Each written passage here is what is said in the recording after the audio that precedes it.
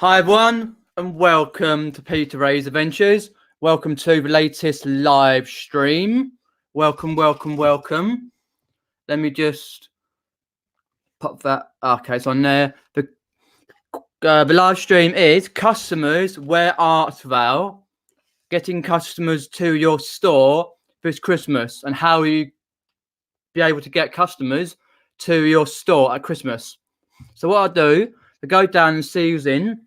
Now pop the link in. Anyone wants to pop in, can have a chat about this topic or other things if you want to do.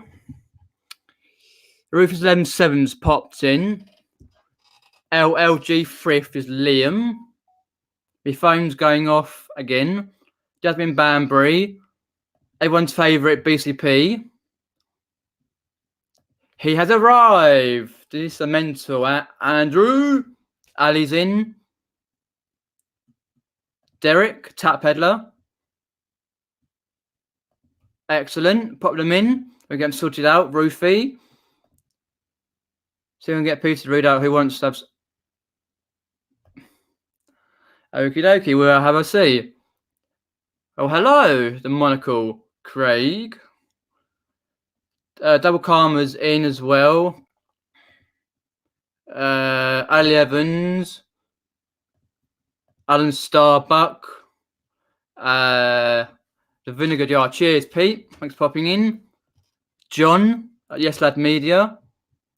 Sail Away and Gary Nicholson. I just checked that. I think. Nope. That's another live stream. But I'll gloss over that.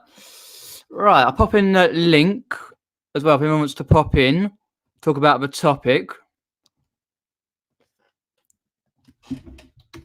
There we go.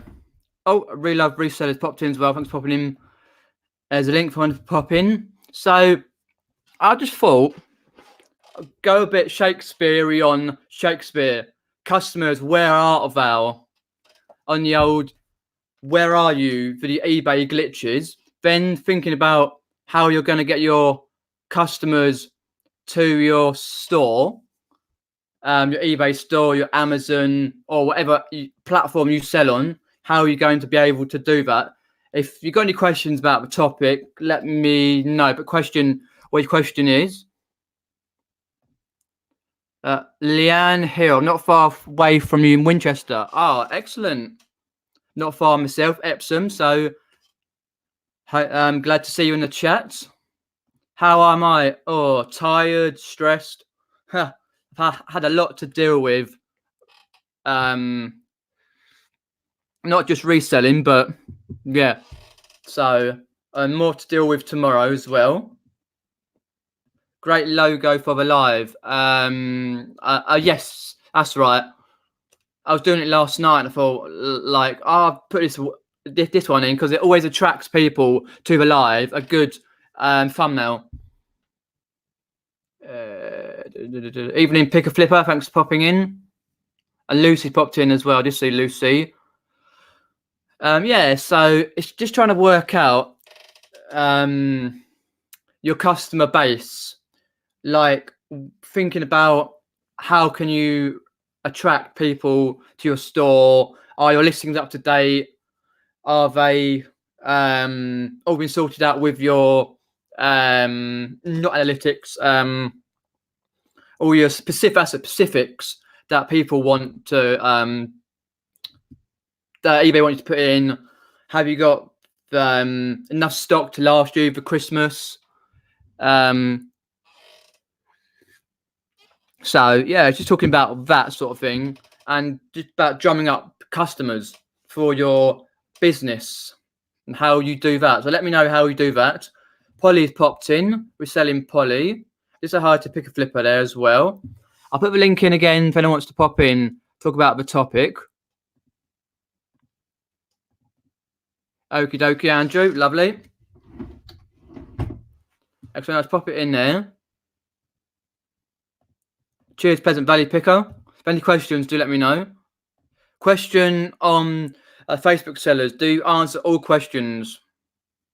When I do put some items on Facebook, Facebook, Yes, I have a look at the questions in general. Some can be really, really like stupid questions, but I tend to, Ruthie, answer the questions anyway when I get time.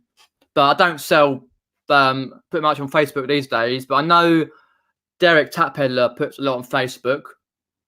So yeah, it's just mainly trying to be able to. Even you know, some people are like, oh, can I have this for this? Like, oh, you're what I call a posh sort of like ranty posh voice. I'm very sorry, but this is going. Well, this is what I've got it for. If you give me, and I can't let it go for much more. Meaning, go away. You over little cretin, sort of thing. But yeah.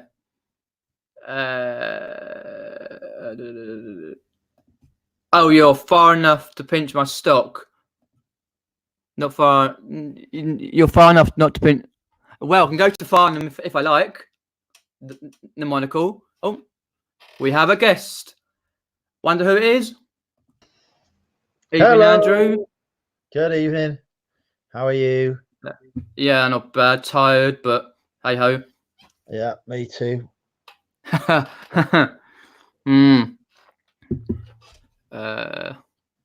Evening, look, mum, I'm hustling. Hey, and Drew. Lisa please popped in and same as Stream Andrew. Hey, Stu. Hey, Sam. Sail Away's got loads of stock run up to Christmas. 215 listings, another 30 plus tomorrow. Good. It's always good to get some stock for Christmas. Hi, Peter. I agree with you on the importance of YouTube thumbnails. I've got 150 bikini hauls on my watch list. Oh, you dear. And me both, Andy. You and me both. Indeed. Evening, Kerry. Thanks for popping in. Yeah, just tired, but hey ho. Oh, there we go. Craig, a little glitch. Got 500 plus listings, but the wife says only says 465. eBay are looking into it. Hopefully, it's not another what I call full-time glitch. So anyway, how have your sales been, Andrew? They've been all right. Today's been poor. I've only done about 16 quid today, so. Ouch. Yeah. But I did 180 quid the other day, so that was all right. That's all right then, yeah. So it's just trying to get that balance of constant listing. It's up and down all the time at the minute. It's up and down.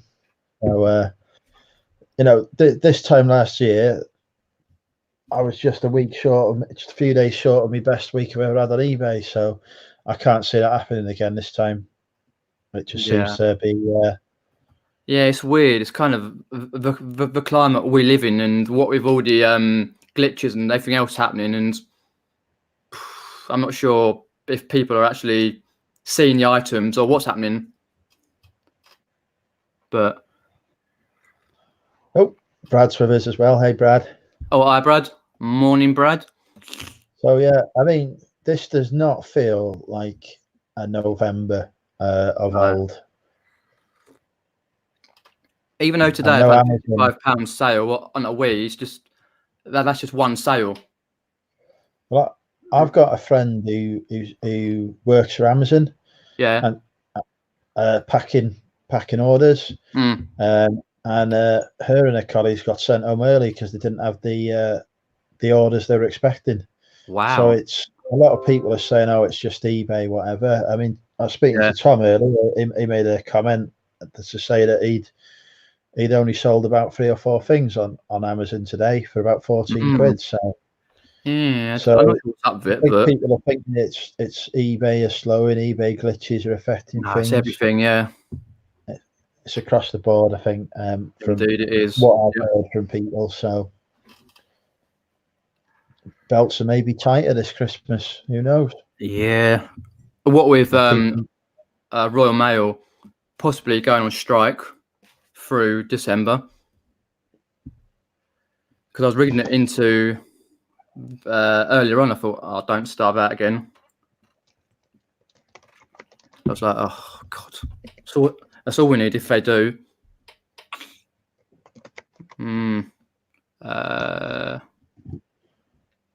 Oh, Juice just had 2 ka-chings. Today's sales suddenly looking quite good now. Good. Let's have a look. Richard Payne popped in. Thanks for popping in, Richard. Pleasant Valley's tried auctions, best offer to watchers, lowering prices. Nothing seems to be increasing sales, and with low prices, my profits make it hardly worth the time. Yeah, it's difficult when you've tried it all, and I think the problem is as well, right? If everyone's struggling, or a lot of people are struggling, they'll lower prices themselves. Like PVP says, the lower prices, they'll put stuff on auction. Yeah. So people are now expecting to get stuff for less money as a result, because prices are going down and whatever. So it starts to have that cumulative impact. So, people are tightening their belts, and even though there is money out there, a lot of money out there. Yeah, Spy from the Money Mental Emporium. Make me a rich man. Because where I sold that weed to was a Porsche dealership. I looked it up online. I was like, wow, all bells and whistles. I was like, wow.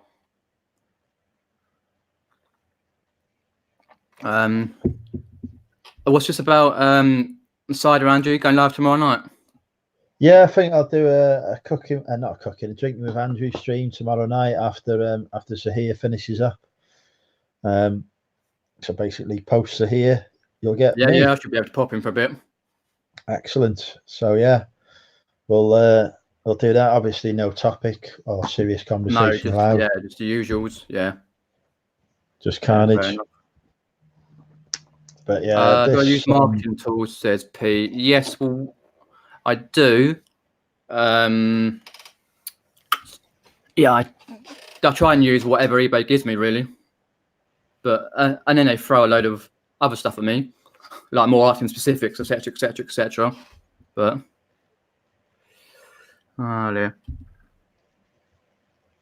if I super chat you, can I choose what as long as I've got it in the house, Drew? Yeah, fair enough.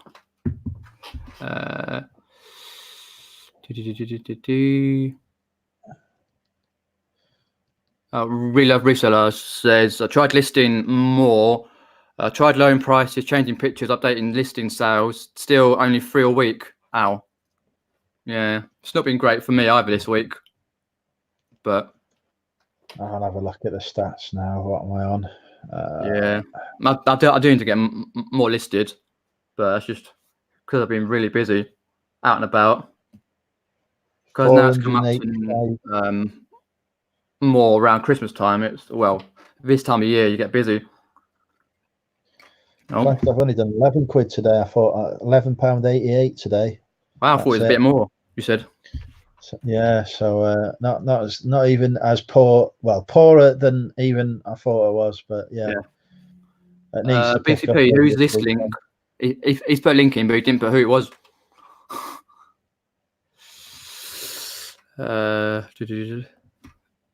Best way I think to keep things good is to list every day. Schedule 2 for non-listing days. True, indeed. Because he's happy. He's had 650 quid today. He's in a good mood. I know he has. Yeah, I did watch his Derek's video earlier. If you're not subscribed to Derek, do go and subscribe for some great content on his channel, Tap Peddler. Yeah, it was. What was it about? The one thing that's going to sell at Christmas though is Christmas stuff. Oh yeah, always. So there is an aspect of people saying our sales is not as good as whatever, but are they actually making seasonal adjustments to their stock? Are they putting Christmas stuff on? Are they looking to see what's selling well, what the big things are this year that the kids are asking for? Because there's been Paw Patrol in the past. Last year I could not sell enough. I couldn't get enough Paw Patrol to sell. The stuff was flying out. So you've got to make those kind of adjustments to what you're doing. You've got to see what's going on in the market, and you've got to either get ahead of it or at least follow suit. Yeah, indeed, definitely. If you're trying to knock out, I don't know, Ben 10 stuff, that's not as popular anymore. So you've got to find out what it is. Yeah, they're definitely always changed all the time. I did see Steampunk Towns popped in. She's popping in. Sailor Away. Oh, picked up 24 graphic Marvel graphic novels for £10 on eBay Snipe. Going to list all individually. Yeah, that's a great pickup. Yeah, graphic novels go really well. Yeah, definitely. Well done there. Oh, sorry.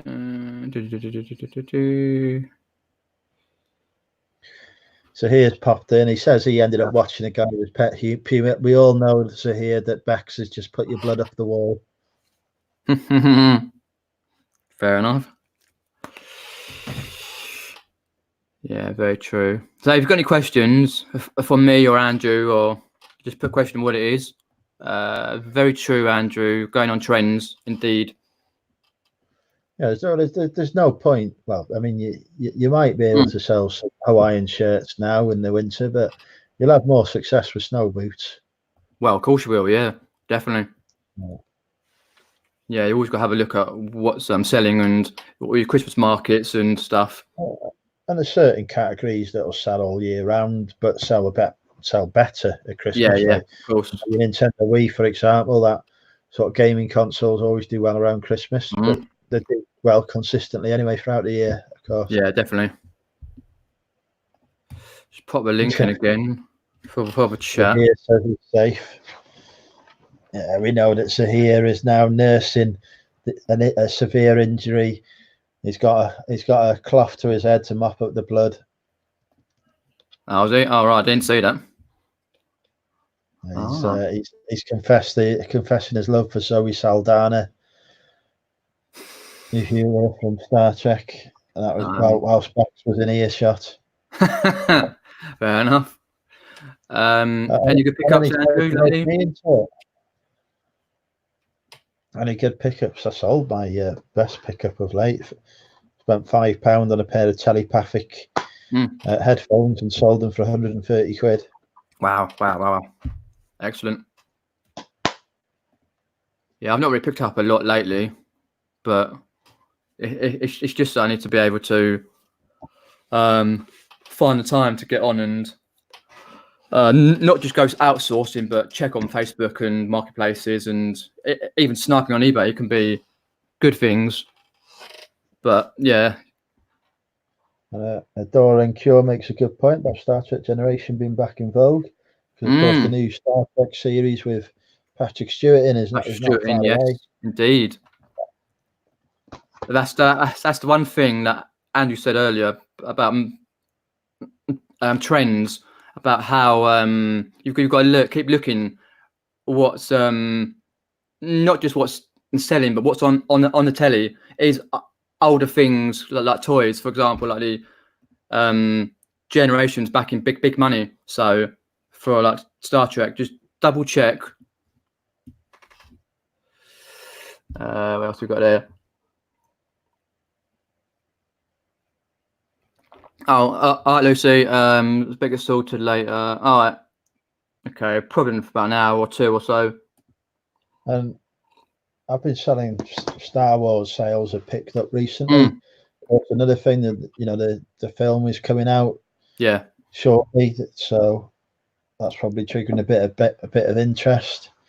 And again, you got to look what big franchises are hitting in the cinemas, etc. Because that's what the kids are going to want for Christmas. Indeed, you do. Indeed. Wow. Rich Payne was photographing clothing earlier. Wow. He was, telling me about that before. He's coming for my title. He's coming for my title, but I thought it was Derek. Both of them are now. The Payne brothers are after me. Aye. Indeed. Adrian's popped in. Max popping Adrian. Question: when you snipe on eBay, do you use the same account to snipe and list the item on? Do you ever snipe on eBay, Andrew? Yeah, I do. And to answer Craig's question, yes, I use the same account to snipe and list on because I'm too lazy to go on my private account and do it. I would. I'd probably end up with about 5 unpaid item cases on me if I sniped on my other account. So I just log into the one. Yeah. Speaking of the world's worst clothing seller, there he is. Hi, Derek. Thanks for talking to you, mate. Hello, how are things? Hey, Derek. Oh, and 3, 2, 1. Hey, your eyes here. Oh, clothing sellers here as well. I just wanted to prove that I'm alive and well. Yeah, that's cool, mate. Beck hasn't killed you. No, not at all. Not at all. She just does it where you can't see it, though. That's the thing. Yeah, I just have no legs now. That's You're doing it, Rod. You're just moving around on your chair. Oh, right, yeah, back and forth all the time, yeah. Oh, dear. There you go, Andrew. 7 or 9. It's going to be a new Star Trek. Yes, yeah, Jerry Ryan's in it. I cannot wait to see how she's matured and developed Indeed. as a character before anyone makes any unfortunate judgments there. Mm-hmm. I've never seen Star Trek. I like Star Wars, but Never seen Star. Wow. Well, we can't be friends. Mm.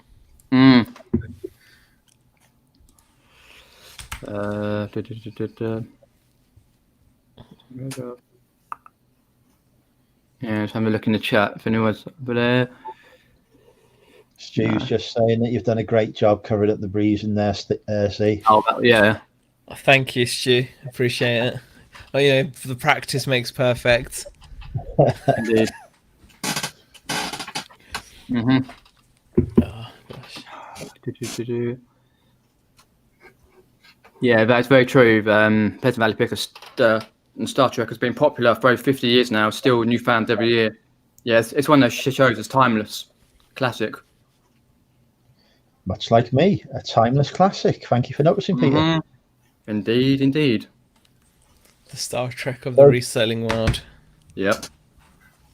So, Derek, I believe that you've had a pretty poor day for sales today, really. Nothing too good gone out. It's been a rubbish £700 day. Indeed. Nice. But 2 of those have been big sales. I had a £100 stereo unit sale, cassette player, and the turntable that I did a video on the other week sold for £360. So, Wow. Yeah. So I was pleased. So your experience of Christmas sales then has been that actually wholesale vintage electronics is the way to go. Well, that's what I think is the key. I think it's the list, all sorts of different ranges of things. I mean, I sold those, but I also sold today board games. I sold 3 board games. Sold a Kevin the Carrot. Sold a heating thermostat. Excellent. A table tennis game. Drinks are on Derek Hitchin then. Was that Rockstar table tennis? Or? No, it was some rubbish table tennis game. Some rubbish one, not a rest. Oh, like a board game. Okay. Yeah, it wasn't a video game. Okay. And I sold a Vax Hoover. So if you have lots of different things, then something's going to sell. That's the way I see it. Yeah, of course. That's why I keep listing a big range of things rather than concentrating on one niche. It always helps. I have been doing a big push on board games this week just to get them listed. Because how many board games do you have in your backlog? I've probably got another 30 to list. Right. I've got quite a lot. I had about 60 or something stored up over the year. Oh, good. Yeah. The good news is my storage is looking a bit more emptier now because I've cleared the shelves in there. Have you sent your box into Amazon yet? No. Tell me you've not sent it yet. This has been weeks now. It's ready to go. What's stopping you? It's been ready to go for ages. Tomorrow, I'm going to message you and say send it. I've even put it in the box. I've labelled all the stuff. I've just got to print the label and send it off. Think of all that money. It's sitting there.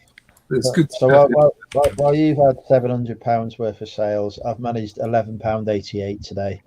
Yeah, I'm on 55. Yeah. Yeah, we actually sold some stuff. Wow, Yeah, I think we've managed to do over 100 and something, 110 or something, excellent. which makes a Nice. change. Yeah, it makes a change. Yeah. Still not amazing. It was sold like you know those decked telephones, Oh yeah, BT handsets. Oh yeah. Got a set of 4 of those for about £2 or £3. Sold that for 40, and that's going to France. And then some guy bought a servo for about €50, and then some horns of some kind, like control arm horns for RC. yeah. That's it. That's it. That is it. Doesn't feel like November, No, no, it doesn't. but I'm sure it will at some point. Yeah, I'm Fix sure it will itself. indeed. Right, that's what I tell Probably in myself. December. Hmm. This, yeah, October was just. I worked out that I was about 500 quid down last month. Ouch. I don't think it is going to like be massive though this year. I think that generally there's a lot of drops everywhere, isn't there? It's not just on eBay. It's generally people in the next couple months are spending less. It's just happening generally. So you're still going to get some.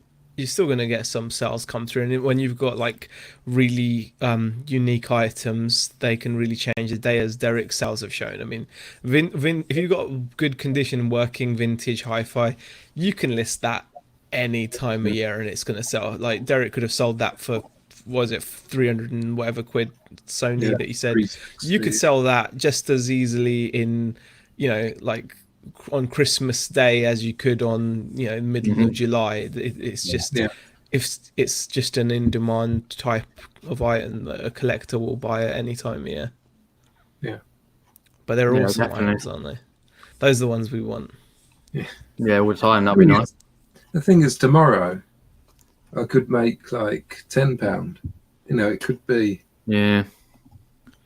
I mean, I very rarely make that sort of money on one day if it's just like individual items. So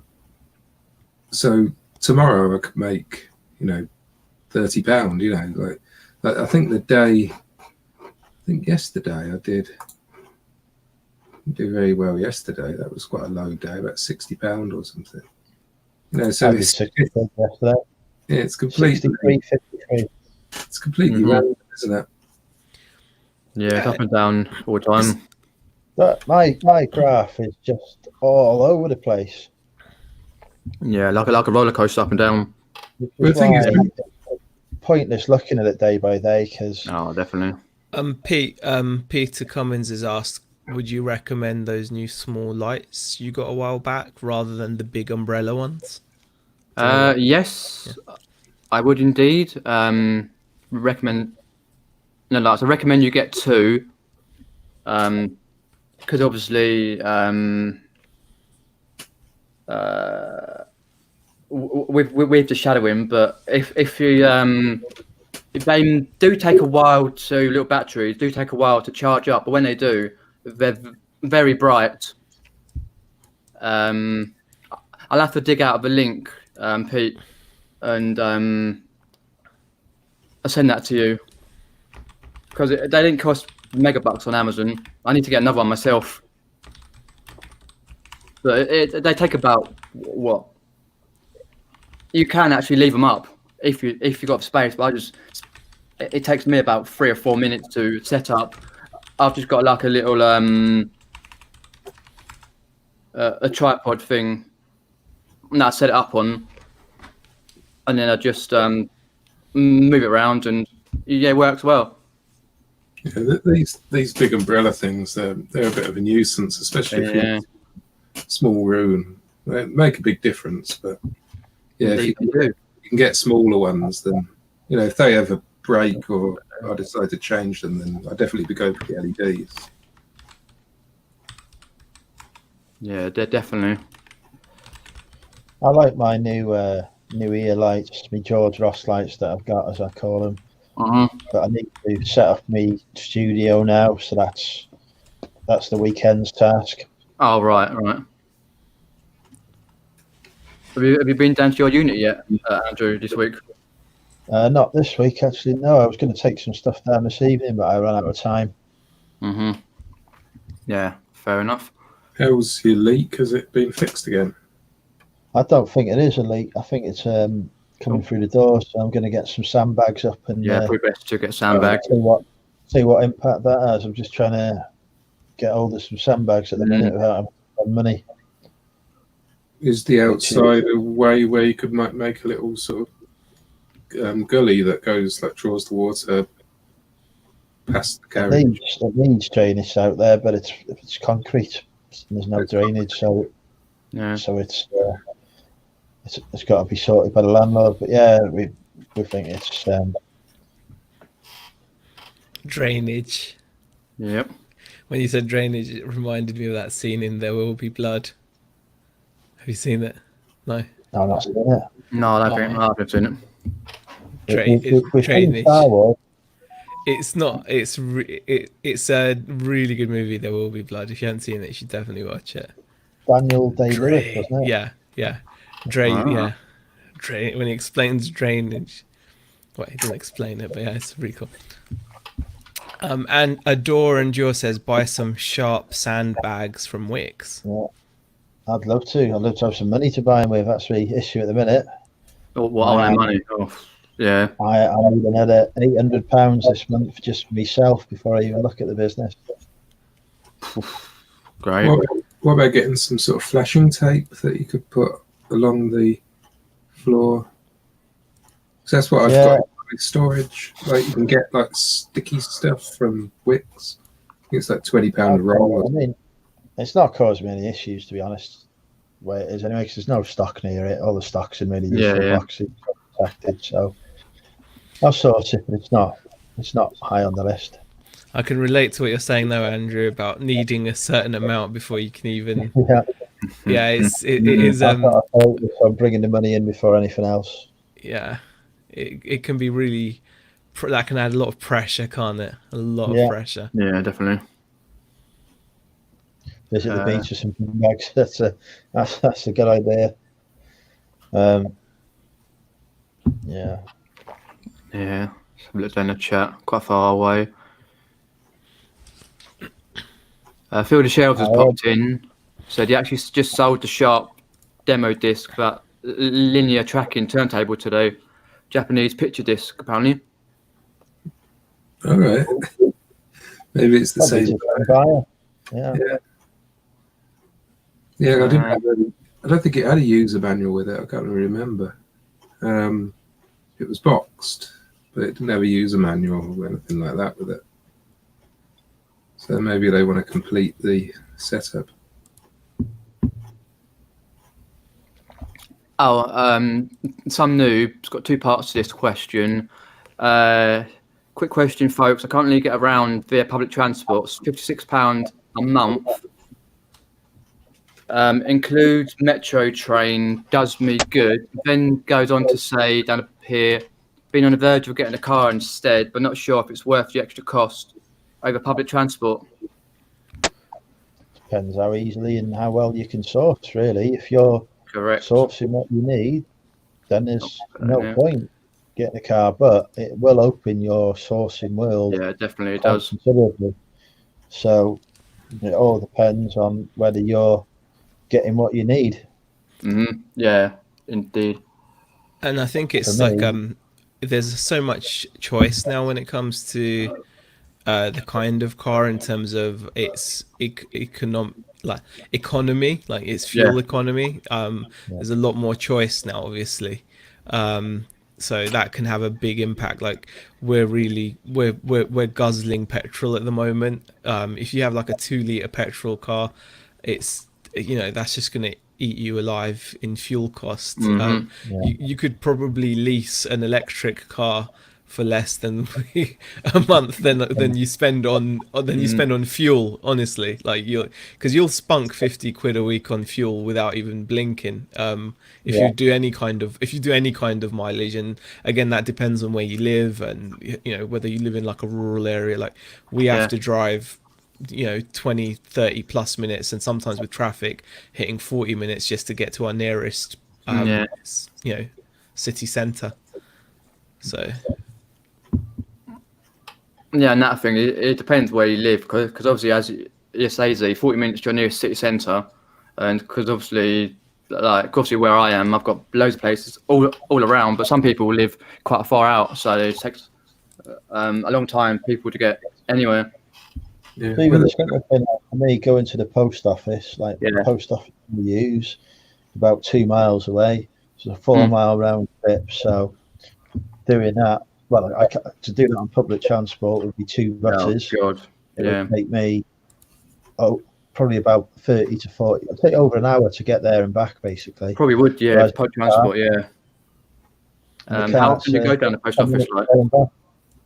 So that 10 minutes there and back in the car, as opposed to an hour, that gives me an extra 50 minutes of listing time a day. Yeah, cool. So it's always good. More money results. So you can look at it in a time saving perspective as well. Yeah, there's a lot of money to invest in a car though, because you've got insurance, tax, indeed, yep, as well as the fuel. Then you've got maintenance on the car. And if you happen to hit your window with a TV as well, your window, yeah. Have you got a new window yet? No, I've not sorted that yet either. That's something that worry about when I've got some money left. Yeah. Indeed. Paul Cabot popped in and says, I liked your video, Z, the other day of your massive order picking, I should say. Yeah, I thought I'd just share what a successful reseller gets up to. Just packing. Inspired me to do a packaging video as well. Fantastic. Shortly, it's going to be a real. It's going to be massive. It's going to be a page turner. Yeah. It's always good to share. I enjoy doing stuff like that. I don't know, because when things are like down, I like to just make light of it, because in the scheme of things, it's not the end of the world. So I like to kind of remind myself of that by doing stupid videos like that. So hopefully people enjoy them. Yeah, if people enjoy them, that's great. 43 seconds long, Z game. Was that 43 seconds long? Yeah, that's a bit long. Yeah, very long. Mess with my watch time, but I enjoy doing it. Yeah. Bianca's popped in. Thanks for popping in. Pete Cummins said, how many boxes have you guys sent to Amazon in the last couple of months? I think I've done 6 and 1 more to go. Obviously, it must be off down to Amazon, but I have a box. I haven't sent it yet, like we mentioned. Well, yeah. I'm actually going to be doing some Amazon. It's every time I send stuff up, it's just I don't know. I just think to myself, why am I just not doing a lot more of this? Because there is a lot of opportunity on Amazon still. Yeah. There's a lot of opportunity. So that's why I thought I'd give it a go. So I've said it for about 2 years now, mainly around Q4, and I never actually got around to sending anything up. And the same thing. Same thing. You're probably going to something now and find that you're gated in everything that you weren't gated in last month. Well, I'm gated in loads of stuff if I do seller fulfilled, but as long as I do FBA, I'm okay, I think, in the stuff I'm sending. I'm only sending board games, basically. It's all board games. I mean, it is pretty crazy. I mean, like, I've got this camera here, which is like a really basic 12 megapixel digital camera, right? Right. I got it in a box of electronics I paid $5 for, which came with a bunch of like phones and other cameras and things. It's only a 12 megapixel, really. It's one of those old school cameras where you take the photo and you have to wait for it to store it to the memory card. It's one of those very slow ones, yeah. Yeah, it's slow, but it works absolutely fine. On eBay, I think I'd probably be lucky to get between 25 to 30 odd for it. I've just had a look on Amazon for the same thing, and by some sellers which have got a lot of feedback, they're ranging from £85 merchant fulfilled, the cheapest, to 155 the highest. Now I could send that in for, as FBA, and I could ask 70 for it, and it'll probably sell over Christmas pretty quickly. I'd guess the rank seems okay. That's way more than I'm going to get on on eBay. Yeah. And you can do that with so many products. And I'm like, why am I not doing it? It's because I'm stupid. Yeah. That's all. That's the only answer. It's That's okay it. because I'm a fellow stupid person, and Yeah. I'm not sending anything to Amazon. We could both be stupid together then. Uh, But I'm I'm sitting gonna here I'm gonna do it. I'm learning from my stupidity. So I'm advanced level. But Tom said earlier he's only had about 14 quid's worth of sales on Amazon today, so it's not always good going on there either. Not at all. But if you've got stuff up there, you should at least have something up there. You know, like I don't know what I've got a couple of items up there, literally, like that are active still, and they tick away every now and then. You'll get a little sale come through, and you're like, well, I should just have a lot more there. And I'm currently sat on like 12 or 13 items or something. I don't know. That's all I've got up there. I've got zero on nothing. Same. Although, you know, the Cooking with Andrew cookbook, when available, may make the Amazon bestseller Yeah, list. fly out the window, yeah. I'm sure it will. Mm. Shame you're not doing a vegan one, Andrew. Yeah. I don't recommend that no one should eat the food that I make. So it doesn't matter whether you're vegan or vegetarian or any kind of, dietary needs. Definitely do not eat any food I recommend. So how many pages is this cookbook going to be? Oh, I don't know, because I've only done 2 recipes so far, and we're on page 7 already. So Bloody hell. It could be a real page turner, I reckon. Indeed. Yep. Ruthie says that's a difference, and then Stu Mandry says Tom's rants put me off trying Amazon. Seems too much trouble, but despite the rants, it doesn't put Tom off of doing Amazon. No, he still does it, indeed. So a lot of people moan about Amazon, just like a lot of people moan about eBay. People are going to moan. It's kind of human nature. When things annoy you, you're going to moan about them. Of course you are, yeah. But British. like, I don't think Amazon, to be honest, is any more irritating than eBay if you think about it. Like from they just do different things to annoy you. So for example, eBay might annoy you by giving you a 3-day ban because you've listed something that's a Vero or something. I don't know. They might give you like a 3-day ban. Whereas Amazon's way of annoying you will be you'll have spent like a few £100 on a bunch of stock, sent it up to Amazon, and then after the fact Amazon will decide you can't sell it anymore. So that's how it's just different. That's all it is. It's still an annoyance. It's still just, ish happens. But I would, honestly, Stu, you should give it a go. There's a lot of money to be made still. Stu does his Amazon merch as well. So he's not totally off Amazon. He does do t-shirt designs and whatever else on there. So well, that's something I'd love to do as well, but I just never stuck with it. So looking at chat, Ruthie's. Sorry, I do Facebook as well. I think it's important to be on different platforms. Oh, definitely, yeah. But I don't sell much on Facebook, really. I get the odd sale. But... Yeah. How many questions do you get per day, like from Facebook? Probably about 5 or 6 from different people. It's always just this item available. We click yes, and then you don't hear from them. Ask you, Well, they say, "Where are you?" Then you tell them where you are, and they say, "Oh, I'm," it's a completely different place in the whole country. And no, so I can post it for a £5 or whatever it is, and then you don't hear much from them. So, but occasionally you get the odd sale that makes it seem worth it. Yeah, definitely. It's always worth a try. Sell something for like 50 quid, and you got no fees or anything. And no, that's always a good point. It's worth doing. Yeah. For the time it takes, but it's I get annoyed more than anything just by these people who just waste time. But it's that thing though. If one area, like I don't know, eBay is not doing very well, then you could have a good sale on Facebook, vice versa, or so you also have different platforms. Yeah, I use the Facebook money to pay for car boot sale purchases. Yeah. Anything that sells on Facebook, I just pop it in a tin, and then I take that's always a good thing. Yeah. that to the car boot sale and spend it on Do you stock. cross list through eBay and Facebook and it? Yeah, everything that's on Facebook is on eBay, Right. and I always put it at the same price as well. Not with the postage, but Yeah. less postage, and then there's a bit of room for negotiations. They always want something off. Yeah, of course, people always do. Yeah.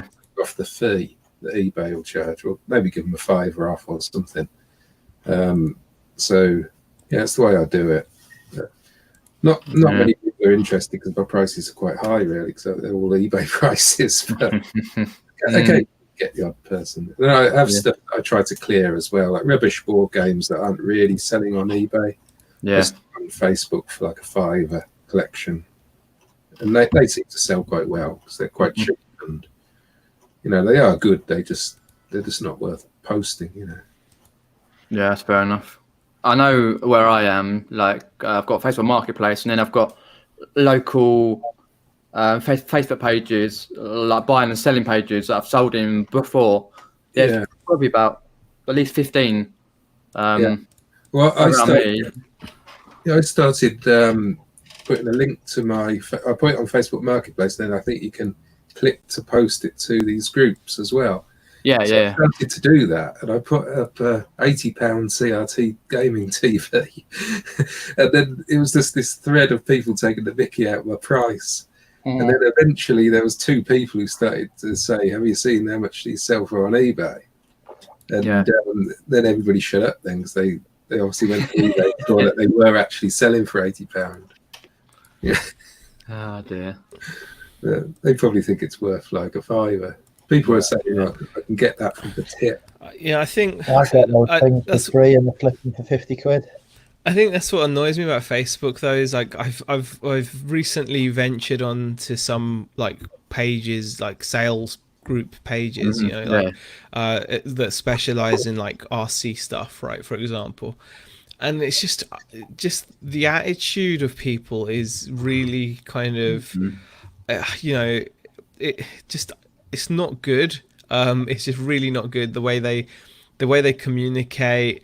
I mean, God forbid should they actually spell the words that they're using. I mean, just basic things like that. It's really, it's just, I find it a frustrating place. Like, if someone's literally going to type like, what you want for it, spelled WOTU1, and then the number for it, and you can see like a profile photo of them with just wearing some horrid out. It's just I'm being very judgmental, but this is what I see, right? It just puts you off. eBay customers though as well. Yeah, but I don't get to see. But the beauty of eBay is it's hidden from me, isn't it? I just see a username. But when you actually get to see people, and then the worst thing is someone like me, I'll click on their profile and then I'll start seeing their timeline. And I'll see what kind of people they are. And it just makes things infinitely worse. And then I'm just like, I don't actually want to deal with you in any way, even if it's at my detriment. Like, I don't want to deal with someone like you because you're pond scum, and I wouldn't associate with you in any other. Do you know what I mean? So why on earth would I do any kind of business with you? So that's what frustrates me about Facebook. If I'm honest, if it was, if the interface was, I don't know, if the interface was a bit more kind of clean and it took away all that stuff, and it was a bit more structure behind it, great. But it's still very Wild West, which can be good. Wild West can be good because if that's what suits you, then it's brilliant. But just that's just it. That's just how I feel. I mean, you get the same thing like you said on eBay as well. I mean, you get messages like that, and I just ignore them. I spent about 10 minutes chatting to somebody who was going to buy. Somebody who was going to buy something from me on Facebook for her daughter's Christmas. And she wanted me to save it until Thursday, which obviously is today. Right. This was on Sunday, and I don't usually hold things because I've been there before. But I said, are you definitely going to have it? 100%. She went 100%, definitely going to want it. I just can't can't collect it until Thursday. So I said, fine, message me Wednesday for my delivery, for my address, so she can come and pick it up. Messaged her yesterday and said, just checking that you're still going to come for this. Not heard a word back from her at all. So no one else has been interested in the item anyway, so it doesn't really matter. But I could have turned people away. Not that I probably would have done. I probably would have just sold it to someone else, because I've been there before. I never really hold items. Sometimes I say I do, but it's when I give them the address, that's when I sort of lock it down and they can come for it. But until I give somebody my address, then it's first come, first served, because it has to be, because there's too many time wasters. Yeah, definitely. But if there was a proper system where they sort of committed to it, and they got some sort, if I sort of said to Facebook they never came, they never turned up, they got some sort of almost like a negative feedback against their thing, that would work, I think. Something like that, because people just mess people around otherwise. Yeah, of course they do, definitely. It probably will do something like that one day as it gets more advanced, I guess. Yeah, I'm sure it will, yeah. And everybody will complain it's got like eBay. So God, yeah. They complain anyway, but... Yeah. So, I wonder what that sale was. I'm sure. Let's have a look. What did Derek sell? £3.95 delivered. Wow. An empty case for a Nintendo DS cartridge. Reselling the high life there. Well, I bought loads of computer games, really rubbish stuff, but it's all brand new sealed. And the games themselves are worthless. It's some sort of stop smoking guide on the Nintendo DS. So what I've been doing is selling them as brand new, empty, genuine cases. Yes, send them the case. And that's, they trickle away at £4 delivery. Well, that's always a good thing, yeah. A lot of gamers out there looking for cases. Yeah. Bigger their collections grow. Okay, I'm quite far behind in the chat. I'll just catch up. I just read Rufy's. She chatted to me earlier, and she sold an item on Facebook. They people who she sold to owned a restaurant. I've never heard of happening this before, but they invited her and a hubby for dinner. Apparently, they also put a deposit down when she delivers the item. I've never heard of that before, but I was like, wow. If anyone wants to invite me for dinner, feel free. Well, I can buy some spoons or hitching. I've sold a few things to somebody who runs a takeaway not far from me, and he's bought about 3 things from Facebook from me, and he's said to go in and get a sort of takeaway from him at some point, like free. One night, I never did. Did you feel a bit awkward, or? I never went for it. Oh, I couldn't really bother. It's a little bit to go out my way to go there. Brad, I'm probably at work by now, but thanks for popping in. Just have a look down. Eric's popped in. Thanks for popping in. Let's have a look down there.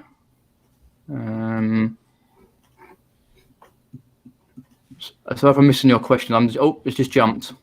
Ouch. Let's have a look. Tea Cakes popped in. Thanks for popping in, Tea Cakes.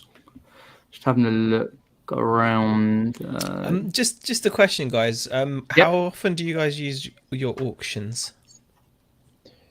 Not that often myself, but I really should do. Yeah, I don't mind that much. I did give it a go a few months ago, but didn't really. They all ended with no bidders, so I haven't even bothered to do it again. I did the same as Derek, and I think I sold one thing out of about 50. Yeah. And then I've sold most of the rest as buy it nows now, so yeah, you've got to convert them back to buy it nows and things like that afterwards. So such a pain, yeah. I probably will look more into it when my store gets to capacity. Right. So I think isn't it 1,500 items you get from the middle store, plus you get your auctions. Yeah, and then your auctions as well. Yeah. I'm at 12 at the moment, so once you get to the 1,500. Then And over like I think you get for the middle store you get your 300, like you said, like out of on a monthly basis. Do you think you guys get anywhere near that in terms of in terms of running About auctions? 3 or 4. yeah, Three or four Yeah. out of 300. yeah, No, that I'm worse. I'm just asking because I'm trying to. Yeah. I just can't. It's just the pain of converting it from buy it now to auction. I'm too lazy, and then converting it back if it doesn't sell. Just too lazy for it. Plus, if you're gonna have the auction running like to Sunday, which I think is the better way to do it, isn't it? You've got to be there when the others end to relist them. Yeah, of course, straight. Yeah. So it goes on for next week. But I will do that probably with the lower value items, all the stuff that's filling the store up that's under a tenner. Yeah. I might. Another sale. Yeah, I'll put the lower value items on auction. Probably at the buy it now price, and just keep them going every. Yeah, that's week. what I try and do because I did the dabble a few months ago in auctions. I probably did about 20, and I think I had about 3 or 4 sales. But I sometimes forget I got auctions, and I realise, I must put some auctions on, and then I've just and then I'm not doing it. But yeah, it's worth doing your auctions but I'm just thinking of I've spoke to David McGregor, and I know like Fake Rachel as well on Instagram, and they sometimes will run them just at the prices that they would want to get for them anyway. So you're not going to get hit with a 99p sell, but also you're probably not going to sell that many of your auctions because obviously you're starting them at the price that you want. But in a way, it's kind of like a win-win situation where if you do sell a few of the auctions that you've listed, you get the price that you want and the item sold in 7 days.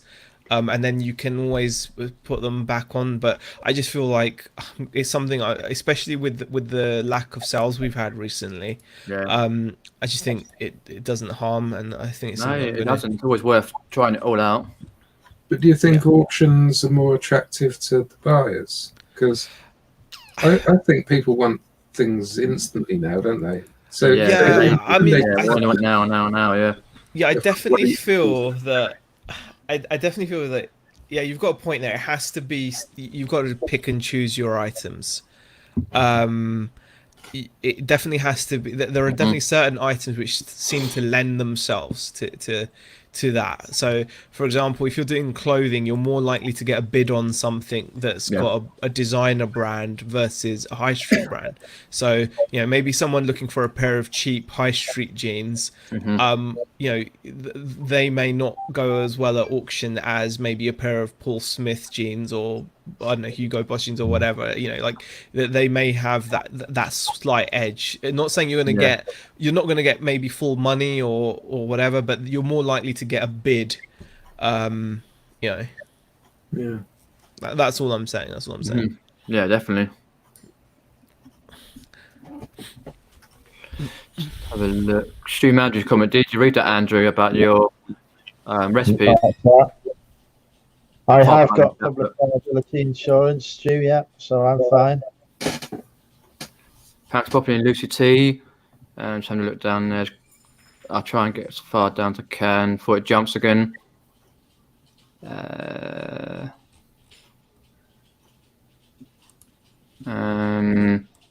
Snobby Scrap Pickers popped in. Thanks for popping in. Welcome. Let's have a look.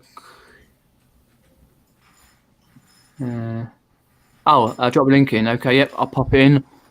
I'm sorry, I'm quite far behind, Jamie. I will catch up in a sec. There we go, Jamie. You can pop in if you want. Pop the link in the chat.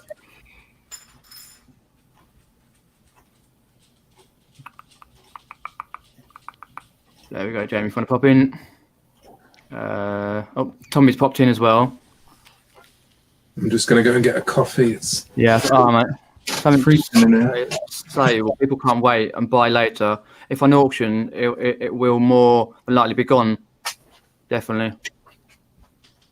Oh, I had a £5 super chat there from Double Karma. Let me just see if I can find it up in the there. Thanks, Double Karma. Yep, I have done that. If he wants to pop in, the link is there. So it's quite far from the. That's very kind of Double Karma. She super chatted in Indeed. Ads' stream as well. So there we go. If it's gonna work. Hey, hi Jamie. Hi Jamie. Hello, Jamie. Jamie, you've returned from the bunker. Indeed. Why is that not working? Let's have a look. Oh, sorry, I'm just seeing if any more questions.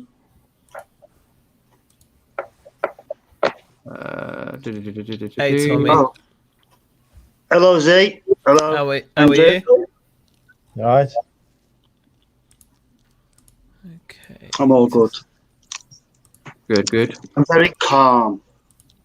Excellent. I'm in a good place at the moment. I'm in a good place. Mm-hmm.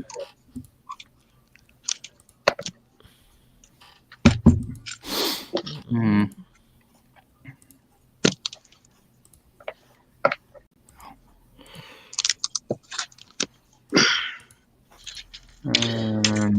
Life is beautiful at the moment. Good, that's great. Lovely.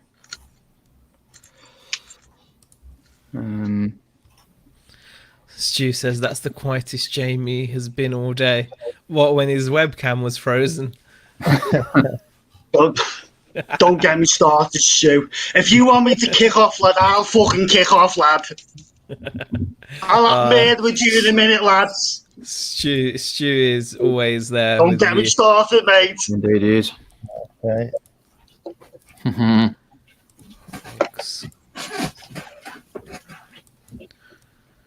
I've got banter coming out my earlobes at the moment. Hey, Jamie. Hey up, Eric, how's it going, mate? You alright? Yeah, not bad. Let's have a look. I was watching you in your shop on the other side, on Ads' channel. Oh, do you know what? That's the first time I've actually popped in the Ads channel. I talked to him back scenes as well. He's a very clued, switched on guy, isn't he? Do you know, he's on my level. Well, not my level, obviously, but he's on the crazy level. So, to be honest, we all appreciate crazy people in life, don't we? Eccentric. It's not necessarily crazy. Eccentric. Well, that's it. I'm Scouse. I'm crazy. Nah. The things you can find in a bag in the room: a Sony RFU PlayStation adapter. Wonder if that's got money in it. I doubt it. It probably has some value, but. Oh, is that the old RF cable? 6-7 quid, maybe. I don't know. Did you get 6-7 quid for that? Considering it's just on me, something like lying that. on my floor. I'll go large letter. Yeah. Yeah, I've got a few of those because I swap when I sell the consoles. I swap them out for AV cables because nobody knows how to tune their PlayStations in anymore. Oh right, yeah. Someone just Eric Little has said, can someone read that? I mean, I am dyslexic, so I can't read that properly. What Eric Ladle? Sorry if I pronounced it wrong. So Yeah. What can you just read that out to me because my head can't get around it properly. It says, I didn't know at Millionaire Militaria was Gerald Butler. Awesome. I don't even know who Gerald Butler is. Oh yeah. Gerald, is he like I think you might mean Gerard. Gerard Butler. Yeah, I think it's with Gerard Butler. Yeah, that's quite a compliment. Steven Gerrard. Damn. Not Stephen Gerrard. I'm going to walk around the club and start going, my name's Stephen Gerrard, how are you? That's a chat up like that, innit? Got you there.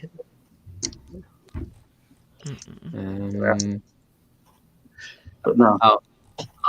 Andrew, you can have Chris B says you can have dinner at mine, Andrew, as long as we're not using your bloody cookbook. All right, you've got a deal. Yep. Get it, dude. Eric Layla's killing it.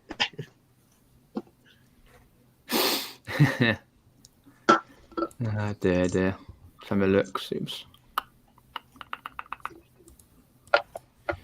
£7.50. Not bad for free. how much? £7.50. So yeah, for something that was lying on the floor. Not bad. Like that. What have you just got the one? I got that double car, mate. I'll try and watch my P's and Q's. I'll try and watch my P's and Q's for you, mate. Evening, Tom. Thanks for popping in. Evening, my pedigree chums. Evening. So you want to get Tom on here now? Yeah, if you want to pop on, I'll send him a link. Tom, if you're ready, popping on. Tom, Here's the link. I've heard, can't get through the night without seeing me daily. Yeah. That's how he sleeps. Well, you're on Ad's 12-hour live stream twice, so everyone should be appreciative. Andrew. Too right. You're not drinking your cider tonight, Andrew? No, I've got work in the morning, so I need to be razor sharp. Yeah. See, this is why you should be self-employed, pal. If I was self-employed, I'd be even more sober because I couldn't afford to have a day off hungover. True. But to be honest, there's pros and cons of being self-employed, isn't it? As we all know, there's the leisure time and then there's the work time. So. Yeah, definitely. At the moment, I can only see the cons. Wow. Needs to be balanced out. Well, the pro is the hitching. Done. Well, hitching is a good example because before I would have had to book, 3 or 4 days off work to travel down. Yeah, of course, yeah. And I'm going to stay for a little bit longer down at Richard's house as well. So I'm basically taking a week off. And to do that, if you had a full-time job, it's quite a hard thing. Yeah. Holiday, so it's quite a big decision to do Definitely. that. I mean, I used to, when I visit Richard, I used to leave after work and then go back the night before work and get in. What traveling? Yeah, crazy hours. It's like a 6-hour drive or something. Yeah. And I'm getting out at 1 o'clock in the morning, up at 9 o'clock for work. Yeah, it's like a walking zombie. I suppose the other side of it is that if you had a job, you could afford to go down to hitching, whereas it's possible if your sales aren't going so well, you wouldn't be able to afford to do it. So there's a double-edged sword there as well, isn't there? So that's assuming that you're working for yourself and you're bringing in a good income, which doesn't always happen. I shouldn't. With me working full-time and self-employed and still thinking, crap, how am I going to afford hitching? Yeah, indeed. Define a good income now. What is it? I've heard lots of people saying I've earned good income, but what is a good income? Define a good income in life. Well, for me, not like money-wise. What is a good income in life? Not money-wise. Like it's to do with your outgoings and and how you want to exist day to day. So, for example, you could live really, really frugally, and then you don't need as much. So you could live really carefully. And do that, but that's not always possible depending on your situation. Like, for example, if I was on my own, I would quite happily be able to cut down a lot of things, but there are certain things that you can't cut down when obviously you've got your kids to look after, and they've got school trips, or they've got uniforms changing. I mean, like, you need to have cash available for that, and obviously as your kids are growing up, they want to socialize and go out, you need to support their life without them being impacted, which has its own costs. So it depends, really, doesn't it? So just not to be completely negative about the whole thing. Oh, no. but I'm just to put the other side out there, that it's great. You can reselling can make you time rich, but if you're financially poor, you're not going to be able to do anything with that time. So if you don't have any cash flow to go out and buy stock to resell, and what you've bought, for example, isn't selling, which you can easily find yourself in that spot, you're going to be very time rich, but you're not going to be able to take any advantage of all this amazing time you've got.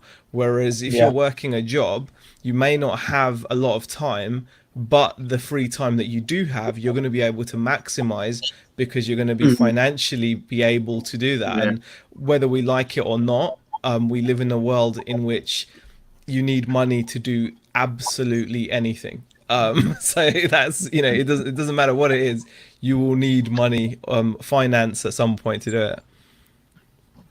Well, I've got a friend, loads of big YouTubers who are big YouTubers, and they literally do all kinds of challenges, like live off 50p for a week, and you do all these mad stuff, and you do it, but it's only for content. But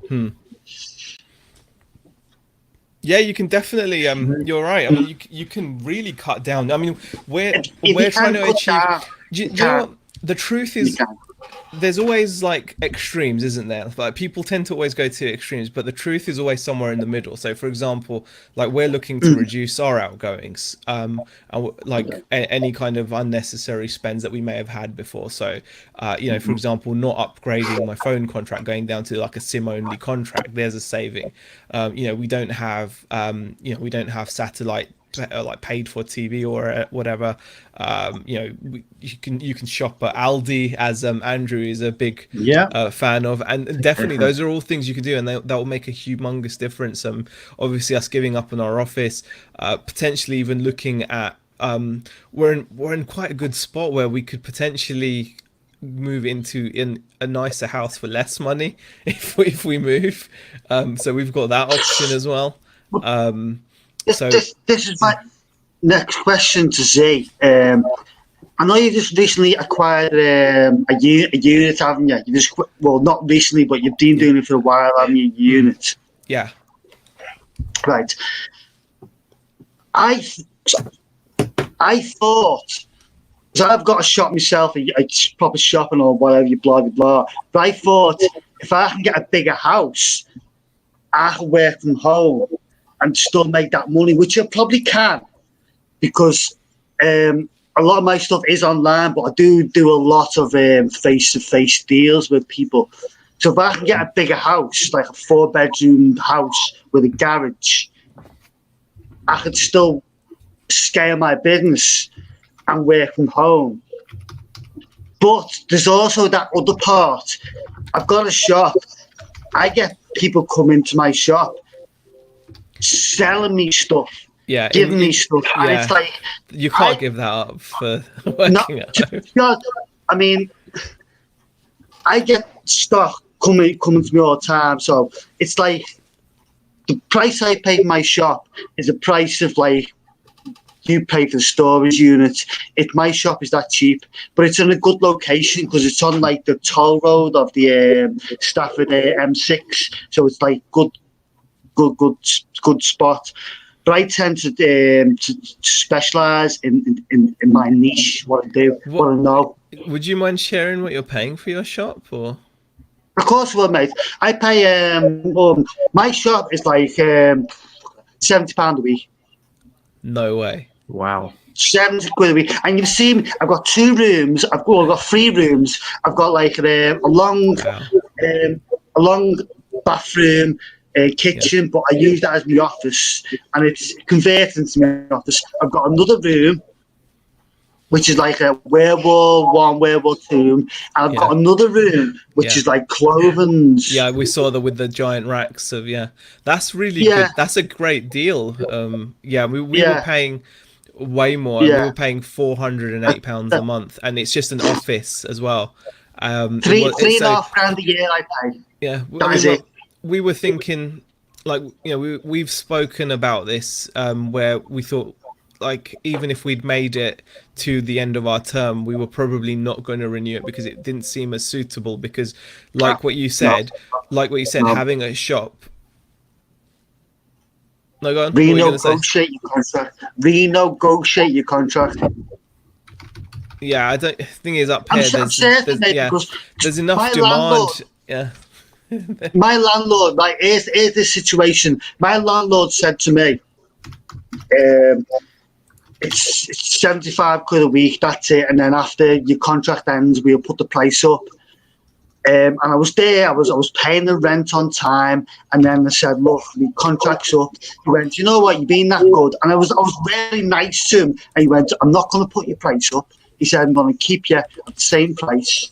And he did, he kept it at the same price, and he hasn't upped the price of my shop rent, because he knows, like, I've been there like 6-7 years. I've been established for 6-7 years now. So you don't want to look a gift horse in the mouth. No. Yeah. No. Yes. Look, Mama Hustling. He's got racks on racks in there. Definitely, he does. But I'm grateful for anything I get in life, because, and even if I get a pound, someone gives me £1, I'm grateful because it's £1. Yeah. You've got to look. You can't. People say, "Oh, I'm £500-600 a day." If someone comes up to me and gives me £1, I'll be made up. That's how like, you've got to be so much grateful, and it's like I believe in karma. Okay, if you put the work in, be nice, and that good things will happen. I mean, it doesn't always happen. It doesn't always happen. The thing is with us, like, even where we live, in our home, where compared to the area, when you look around, we can actually, like I said, we can a larger home for less money quite easily. But you've got to remember, when we moved up here, we were, moving from one end of the country to the next is quite difficult. So we were like finishing up our rent down south, which, by the way, was £1,375 a month. We were just finishing that. Yeah, well, that's standard, and that was for a terraced house, no driveway, nothing. So we were finishing that up, and we were very limited as to, we needed to find a place to live in the area that we had chosen. And so it was very much like a Facebook type situation where we found a property. It was in the nice area, and because we didn't know really up here, we couldn't afford to go in an area that we didn't want to end up in, like a Shameless type place. Do you know what I mean? Like, I wouldn't mind if I knew, but like, I don't want to end up like, living in the set of Train Spotting or something. So we needed to make sure that we were living somewhere that we would be comfortable in. Like, we've got to remember, we're new to the area, so we've been very happy. Our landlord's been amazing, but now that we're settled and we're looking around, we can see definitely that it's still quite a lot of rent. I mean, we don't need to have the facility. You don't need to have, like, we've got like too many bathrooms in this place, like, and that's just more work for Beck. It's just no good. It's just, so we're looking, when we move, we're probably going to end up in at least the same size, but for substantially less money. We could probably rent a property for about £200 a month less than we're paying now without breaking a sweat. I mean, it's not going to be hard to find a 3 to 4 bedroom house for £600 a month up here. It's just not hard. They're everywhere. We're paying £825, so that's your easy. House £825 a month for your house. Oh man. So you can imagine that with the and like, when we took out the office, we had such great plans because sales were going really well, and we were like, okay, we're going to have a proper workplace. We're going to be able to increase our listings. Started the office, we massively increased our listings. Our store size grew, and bam, that's at the same time that sales started to just not happen. So we did more work, grew our store, it didn't happen. So you add that all together, and it's been a bit of a challenge, but you learn from it. But I could definitely now, like I said, we could find a place pretty easily, and we've been seeing bigger, like I said, bigger houses. We're in a 3-bed. We could find a 4-bed for less money than we're paying. So Tommy Biard just said I can get a 1-bedroom apartment for $825. it depends where you live. It depends. Like I said, I lived in one bedroom. That's a London place. Well, that's the thing though, Jamie. I was paying $13.75 for a 3-bed terrace with no parking. So, like, when you wanted to park, and the garden was an absolute tip. We found like dead mice in the oven underneath. Yeah, you're not living in luxury for $13.75. If you want to live in luxury, you've got to up it to about $1,800 to $2,000 a month. Jesus. Yeah, Well, I've actually owned 2 properties at the same time, and I paid like £1,000 a month for the both of them. Yeah, it's not cheap down south. It really isn't, and that's why we moved. That's where I am at. Yeah, that's why we moved. But I think we fell for that simple trap that we were paying so much that even $825 seemed cheap. That's down here. Well, that's the thing though. But at the time, it seemed cheap because it was 550 quid a month less than what we were paying, and it's a significantly bigger, nicer property as well.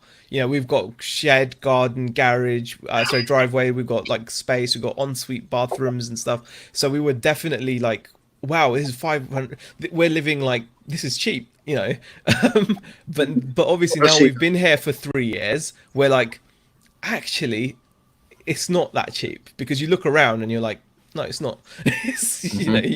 When people are renting houses like 2 doors down for $600 a month, your landlord's probably sat there thinking, yes, I've hit the jackpot. More money, Like that.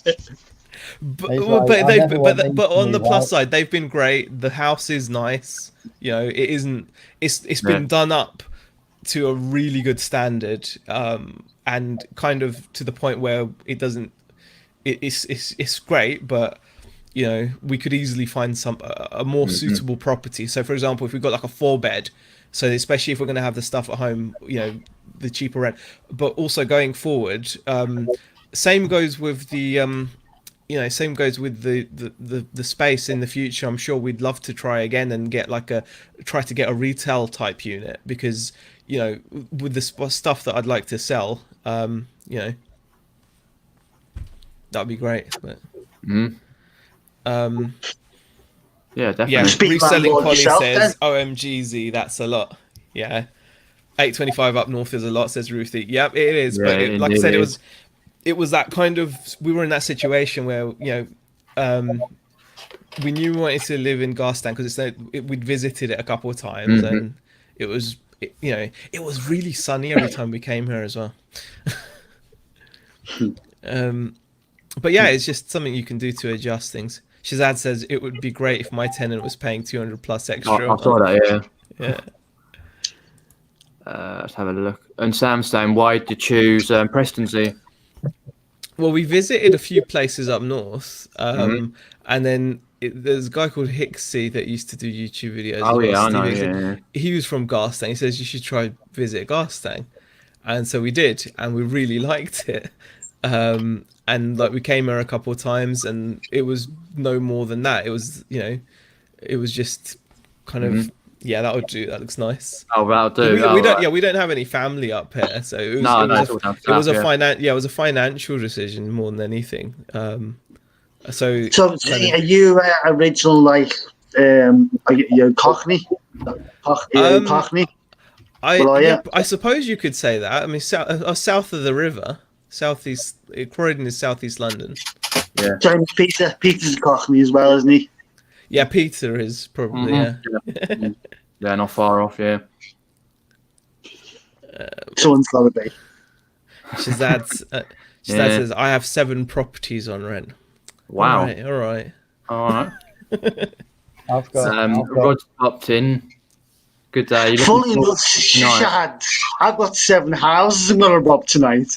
Yeah, ding. Joke. Yeah. KLC says, I'm out the back if you want to let me in.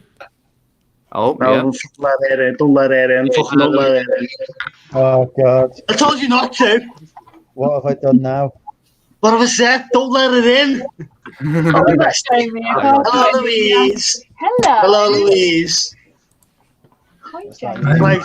file that you wouldn't show me. We have to get translation lingos because Louise can't understand me. She's only like 20 minutes away from me, but she can't understand me. I can understand you. Hi, guys. What did you say, Jamie? I couldn't understand a word of that. I'll send you a text message. Yeah. Hi, Peter. An aggressive one. Eric, Andrew, Jamie. Hiya. Hello. Hi, Brian. Hello. Sorry for just kind of like jumping in. No, that's fine. More the merrier. Didn't want to. I was going to join in earlier, then Z was on a rant, so I just thought I'd leave him to it Oh, for a fair bit. enough. Z's always on a rant. That's what's good about him. He's always on a rant. Two Cockneys are born in earshot with a boat bell. Z was born in earshot with a KFC doorbell. I didn't have KFC's. I had Chester's fried chicken today, actually, which is Wow. yeah, which is all right. It was quite good actually, quite good.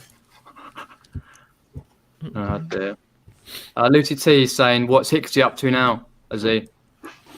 Yeah. I say I haven't caught up with him recently, so not sure. Have you fell out with him? No, not that I know of. Fair enough. I always fall out with people and never know about Well, we it. know that. But that's just your I lifestyle. fell out with one last night, apparently. I didn't even notice. Oh. Yeah. Fair enough. Subtitle, says Ruthie. It's not that bad. I can understand okay, it's both cool. of them perfectly I fine. don't know why people go on about they can't understand me because perfectly I speak Queen's language. Mm-hmm. It's perfectly clear, isn't it, guys? You all agree with me, don't you? Don't you? You better do. You better do. You know, don't get that grenade out. Are you sure? Are you sure? Are you sure? I don't know. I think some people just generally struggle with accents. I've never struggled with understanding different accents and dialects and things.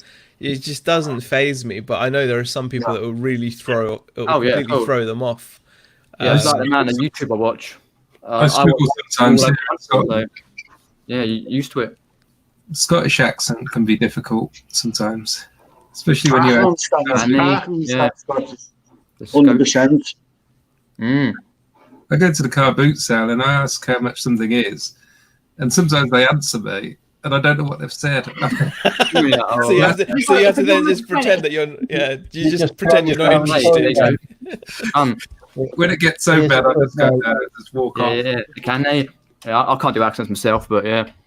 What you should say then is, Derek, when you can't understand them, so you say, so you'll take 50p for it then, will you? That is the only response you need to say. When they say something to you and you can't understand them, say, so you take 50p. That is the only response. And then their response to that, they go, no. You'll understand that, won't they? You'll understand that. Of me lowballing them without offending them, because I can just claim I've not heard, I've not understood them. All right, yeah. It could be a good tactic. Yeah. I agree with Ruthie. Bully them into selling it into cheap. Yeah. I do that anyway. I don't pay prices for anything. It's like, you're paying me now, mate. This has got too far. You're paying me 50p for this now. Yep. That works, isn't it? Let me do your stall for you. You can do that if you've got your gun on your back or whatever. You can negotiate like that. But I don't have my Uzi 9mm or whatever on my back. Another thing. Do you guys ever get stuff given to you for free, for nothing? Literally for nothing? No, because I don't have any firearms. You don't? No. But I mean, people come into my shop and then literally they come in, they go, there you go, my ex-husband was in the mercenaries. There's all his uniforms. I've split up with them. I don't want it. And I get giving it for nothing. I'm like, are you sure you don't want to give it back? I'm like, no. I give him it for nothing. Occasionally, I ask at the car boot sale, I say, how much is something? And they go, oh, you can just have it. And I think that's crazy because, it's obvious I'm going to pay something for it. The fact I'm asking at the car boot sale. Mm-hmm. And I get a few free things from my Hermes drop-off shop as well. He has like coffee machines he gives me and stuff like that, which is good. As you do, you just randomly pull out a coffee machine. Here you go, mate. There you go, done. I think he knows shopkeepers. They give them to him, and he tells them he knows somebody who would want it, and they're just willing to get rid of it out their shop. So I know what I'd like to get free, but I'll never get it.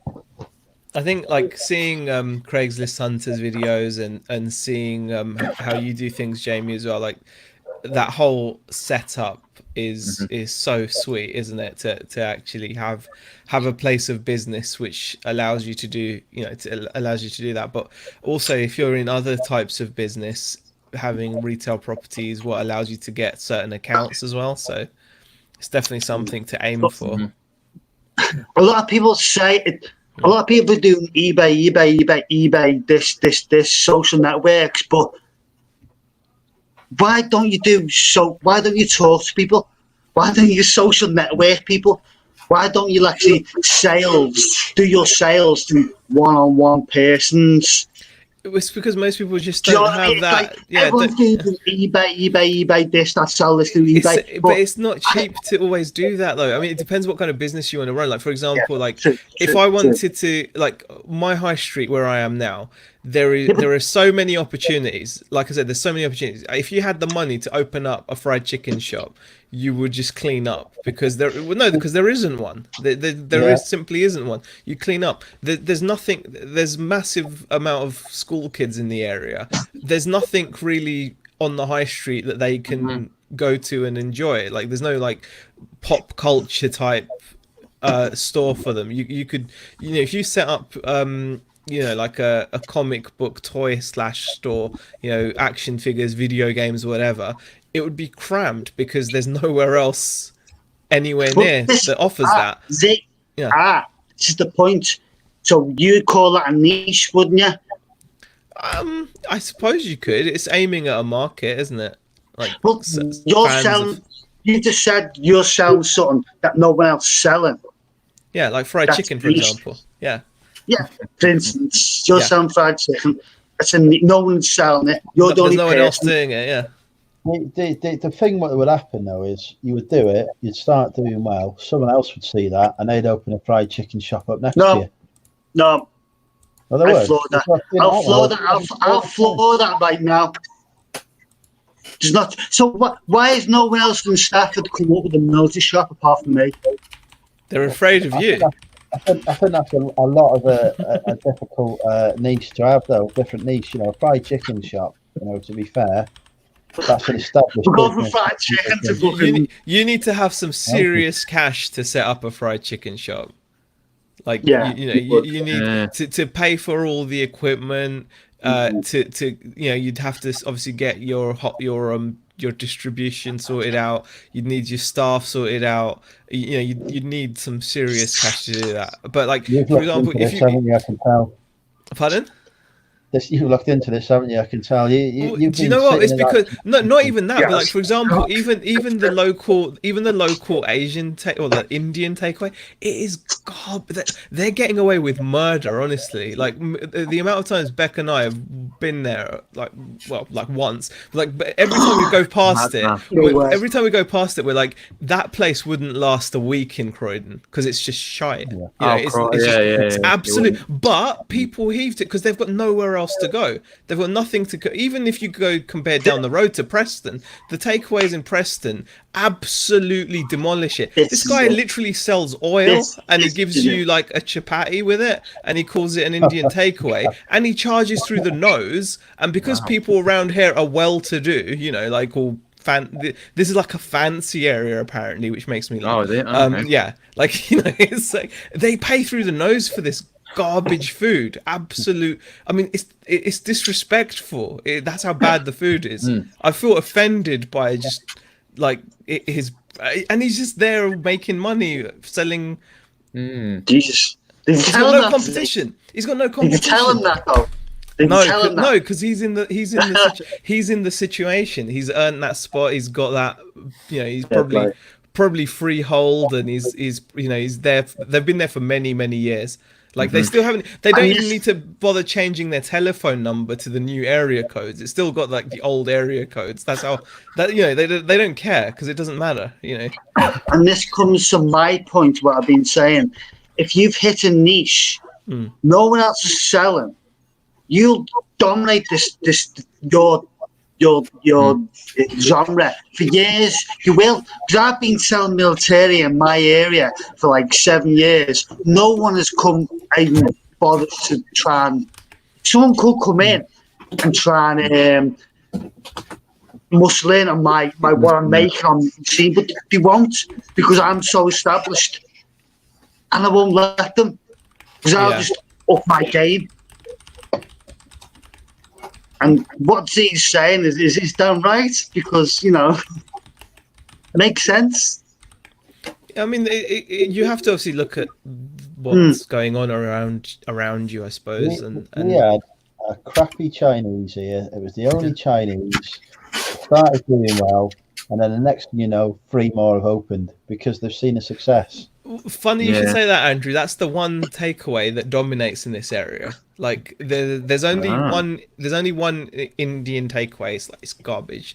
And then there's no fried chicken shop. The kebab shop also does like the pizza and the fried chicken and the kebab. So it's kind of like rubbish at all of them.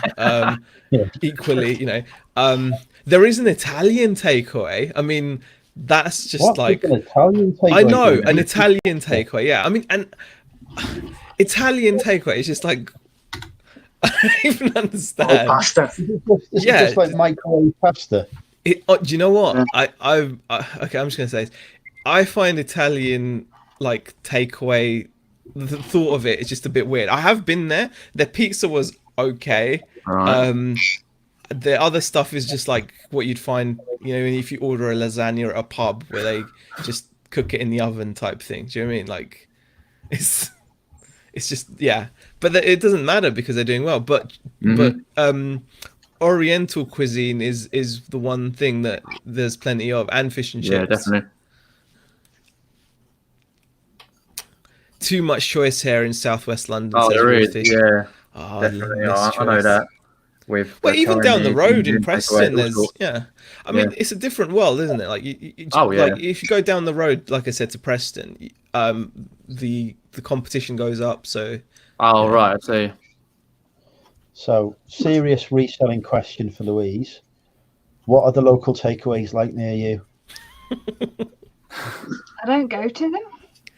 We've got a McDonald's and a KFC with like a less than 5-minute drive away. I'll just order Just Eat, done easier. So do you live like in the perfect location in the world then? Because I would be delighted. I live right next to the local town, right next to it. So it's just a there's subway there. And then you just don't go to them just to. That's just disrespectful, isn't it? Like, people just rude from some point. I've lived here for like 9 years. There's a KFC in Wrexham, right? But the queue in it is always so big. There's no drive-through, so if I want to go there, I've got to wait 15-20 minutes to get my food. I can't do that. I can't wait that long for chicken. No, I can understand that. It's like the Epsom McDonald's because they just do Just Eat and all that sort of stuff, and it's like always packed all the time. They're popping in, people coming all the time, like the delivery drivers, like for Just Eat, Deliveroo, all sorts. They do. Oh, it's probably about at least 20 fast food places in Epsom that do Just Eat, Deliveroo. So you're always seeing them about. So because the KFC in Epsom is tiny. And you've got like one seat, and then where it is, so you stand there. Well, you don't really. to fair, you have to sort of go at different times, unlike the busiest stuff. But I think it's just like it's interesting though, because you know, like, I look on the high street, like our local high street, and everything is done badly, but because that's all they know. Like for example, the local fancy coffee shop. Man, where do I even start? Do you know what I mean? Like, first I went into a coffee shop and they had one of those auto machines that, you know, like, so it's not even doing anything. I don't think they use fresh coffee beans. They, you know, there's no, they didn't know what they're doing, because you can tell when they're pulling the shot. They're not. There's no. But because that's all there is, people are like, wow, you know, look, I'm at the local fancy coffee shop. It's just rubbish. I'm going to make my own fried chicken. I think that's going to be my solution to the KFC queue. There's going to be a Cooking with Andy special where I try and fry chicken. That you do realise that's hot oil. Bye, Liz. She's heading out sourcing today, hoping eBay is abundant with buyers. Take care. Take care. She's in Australia. Not today. Big girls don't cry. Oh, yeah. Yeah, Lainey, Lainey, she's awesome. I like her. Yeah, Lainey's quite inspirational to me for some reason. Lainey's cool. I love Lainey. Yeah, definitely. Yeah. And to the one thing that, I was going to say, the one thing that I do, I'm sure you do, if you go to a new area, or I always look up either charity shops and be the takeaways. Always look up, see what they are, in case I'm hungry or I need to go sourcing. Even if I'm not there specifically for sourcing in a new area. I've already done that for Hitchin. I done that a while ago. Check the charity shops and check the takeaways and the what foods around. But it's just me. It's just force of habit, really. But yeah, it's always a growth industry. Food, can't do without it. I don't do takeaways very often anymore. I'm, as we know, a near professional chef, so I don't need to. Gordon Ramsay up in chef world. Yeah, at least 2 Michelin stars, at least. Yeah. Some would say I've got the secret 5th star. Really? Michelin just created it just for me. Not Michelin. Michelin. You know, I'm Michelin, not Michelin. Forget about that's your star rating, isn't it? Because the only thing that you can compare Andrew's cooking to is the hardness of rubber. The rubber so they compare the rubbery texture of his cuisine to well cooked. If you had my cooking as a set of tires, you'd do well. Probably chew through the tires easier. You chew through the tires before you chew through Andrew's steak. Yeah. That's the other thing. I don't understand that people who have steak well done. Like, I love it medium rare. Who has steak well done? Well done. Well done. No, medium rare. Well done, mate. No, why don't you just take the filling out of your shoe and eat that instead? I mean, seriously. Like, only because I didn't like the thought of the blood. See, you got fall out for you, mate. Yeah, we are, because you can't eat. Just to do it well done is literally you're saying, I want you to ruin my food before you serve it to me. Do you know how much chewier it is? I don't anymore. Do you know what? I can eat literally from well done to roadkill. I can eat like roadkill to well done steaks. It doesn't bother me, but I honestly feel that but when you cook it to well done or medium, it just becomes tougher and chewier. Like when you cook a steak rare, it's easier to eat. That's all. To be honest, nothing done in the cooking world can be described as well done. So I'm pretty safe on that fact that my steak is probably still as close to a cow as it was when I bought it. Just cut off the horns and wipe its butt. Yeah, pretty much, Stu. I agree. Just tastes so I've good. got a lot of friends who does a lot of bushcrafting. Pardon? I've got a lot of friends who does a bushcrafting, and they just literally wipe the ass off the steak and roadkill, wipe the ass off it, throw it on, turn over, and it's done, and they're munching it. Yeah. All this talk of food has made me realise I've not But eaten that's just yet. like camping. We better hurry up, Andrew, if you're going to eat. Who doesn't love camping? I hate camping. I love Camping Yeah, is I like a camping, horrendous experience. Oh, I've done it for a long time, but- Awful. I've never been Awful. camping as far as I can remember. There's You've camping and never there's been camping. camping. No, I don't think I've ever been camping. no. Wow. You madman. You've never been camping. I've never been. Yeah, I've just never been. Never. You've never been camping. No, the opportunity has never it's like I never went as a kid or anything, and then We're going next week. I always wanted to It's get just It's horrible. You've just missed nothing to hear. well, It's that's what I thought. Field. It's Mm. raining. Then you Well, go that's- in a tent. That's like you got a thin piece of cotton protecting you from Yeah, that's the torrential joy rain. of it, mate. It's not See, cut, that's- it's polyester. See, Enjoy it. I've cut Sam with Andrew on this because I can't see the appeal. That's why I don't think I've ever. Absolute torture. And my So- girls don't want to go. should I've go asked my there. girls, and they're like, nah. No, don't, You should don't go do it. camping It's with horrible. Andrew. If- I might if camping- me and Beck go away for a weekend or something, we might try something like that. But our girls have already made it very clear Maybe that why don't you go like glamping or something? So you Oh, I was going to say glamping, yeah. like a log cabin sort of thing. So you're technically like in the wild, as it were, but you're Yeah. still in some sort of actual shelter. I have Try. What one is up with you guys? When you go camping, you go camping. You rough it. No, Oh, yeah.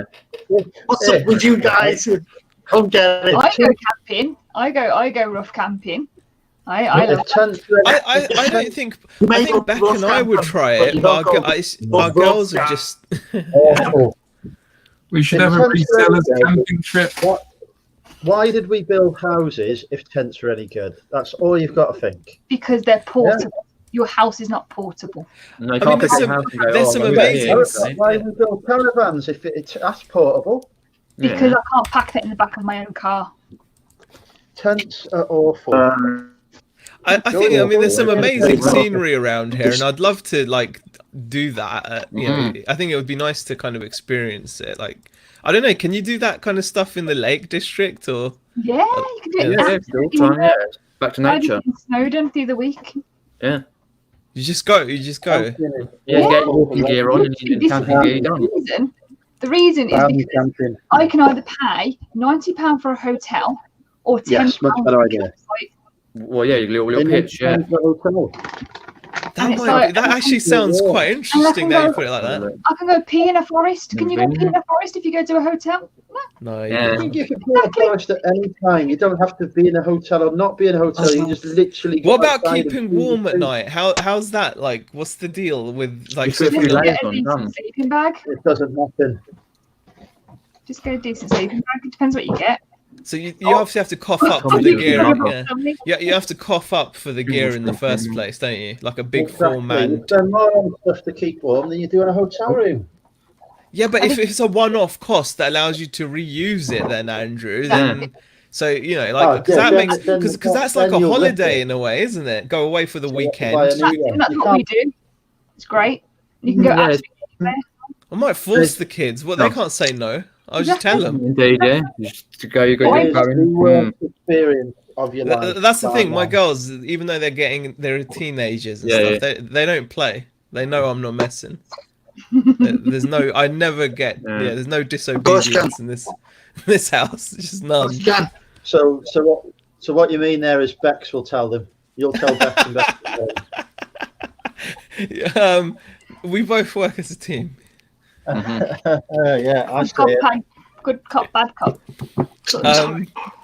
Yeah, I think I'm at that stage now. Like you know, when like I just love annoying them. I don't know why, but on purpose, I just love annoying them. It's so much. It's probably the most fun of my day is just to say stupid things to them that I know is going to annoy them. And I'm loving it. I don't know That's why. probably point from Sam. You're not going to have the opportunity, so you've got to get it in while you can. Yeah, I know. It's just brilliant. And they're like, "Dad, you're so annoying," and I'm like, "Yeah, I know, right? It's good." Great. You know, this is better than a tent. Oh no, come on. No. Z, you should have like a chart. So you should have like a 1 to 10 thing. And when your daughters are really peed off with you, so like, on the scale of 1 to 10, how well have I done today? Well, Lou, it's funny you should say that because that's where Beck does come in because she'll come in like, all right, Zay, that's it now. You're pushing because when it's getting to the point where it's possible that they keep getting so annoyed that it's not funny anymore for her. And I'm completely oblivious to it, obviously. So then Beck will come in and be like, and I'm like, oh, okay. Yeah, Tommy's comment right there. Don't think I could be cold with Louise around. Who said that? Tommy. He said maybe but definitely not cold. Yeah. I've always gone camping. Like I was camping with like Cub Scouts, explorers, all sorts. So I probably know about. Finally, you've had a sale. Wow. Yeah, Shrek that I listed when I was talking to ads has sold for £3.49 on DVD. Nice one, mate. I'm rich. I've probably been about camping about at least 50 times. It's never something we did. Not really expensive. You don't really go camping growing up in Croydon. It just doesn't happen. I would love to burn down. I fear for your life. Walk them in streets. Croydon. Camping and the people who do it should be banned from life. You know what? I don't know, man. I'm kind of coming around to the because I've been my eyes have been open to this amazing scenery around me. Like really like it's honestly it's mind blowing how gorgeous it is up here. Like for the first couple of years, every time I was driving home, I'd say to everyone like, "Wow, look at that!" Like now I'm like, "Ah, screw it," big deal. But before, literally, you see so much sky up here. It like that messes with you. Because you're not used to seeing that much sky. It's amazing. Indeed. So yeah, it's opened my eyes. And like when you go to like the lakes and stuff, but we're complete noobs, so we just go to like Windermere and come back. That's all we do. Yeah, we don't know any of the. Yeah, all the locals know all these fancy places and like how to get there. We should have a reseller camping weekend. Sounds good, Sam. That would be quite funny. I think that would be quite funny. Yeah, trying to get people to cook. They're camping in Croydon. Yeah, you don't camp in Croydon. No, you do not. There are some camp people in Croydon now. There are everywhere. Yeah. Let's have a look. Andrew's got the #1 ceiling in the UK. By Eric. Andrew is about to start cooking. Have you placed that light yet, Andrew? Pardon? Have you placed your ceiling light? No, I've no desire or need to. Oh, Eric and Shazad are being smart. Yeah, I know there's sky everywhere. I wasn't living in a cave. I suppose I meant like horizon, maybe. I don't know. Just the fact the sun goes it's down, not as built up. You can see further. Like you can see, without your view being blocked by buildings. Yeah, it's something different about David Attenborough mode. Yeah, it's so different. Indeed, it is. I think we couldn't have moved to a more different place. They've got weird stuff up here though. They do like something called there's the children's festival. There's like an ice cream festival. I don't even know. It's just weird. Just some weirdness happens. Wow, sounds good. Yeah, I remember. Do you go to the 1940s festival in Living? See, I've heard of it, but that sounds weird as well. That's brilliant. Do you have to like, I don't know. I just go there and get pissed and watch people reenact battles on Living Green. What? Oh, fair enough. Really? With tanks and everything. Yeah, it's awesome. It's amazing. I used to get the train over there, which from where I was meant you had to go practically into Preston and then get a train back out again. Apparently, there's like a Harry Potter train ride somewhere, like up here somewhere in this I don't region. know what that is. Oh. Well, not I like a forget proper it's Harry, called but like, it's like a Surfing. steam train ride that resembles. Yeah. Yeah. All right. I usually go on a few rides up there, but I'm not allowed to repeat them in public. Oh, okay. For God's sake. What's for dinner, Andrew's asking. Oh yeah. Ruthie. What's for dinner, mate? I'm gonna cook some spaghetti bolognese tonight. I think I've cut my finger on my phone. How does anyone do? Right, so this is the person who says, "How do I survive through the day?" And then he just does that. Wait, it's a razor phone, isn't it? But I cracked. I tend to drop my phone a lot, and I've now cracked the screen on it, and I think it's that. Oh. I know a guy who can help with that. Yeah. His name is Chris. He lives too far away. I'm sure Z doesn't want to drive all this way. No, and I've paid to have this phone repaired before. I'm not going to pay again. Have you not tried fixing it yourself? It's the screen's cracked. I'm not going to.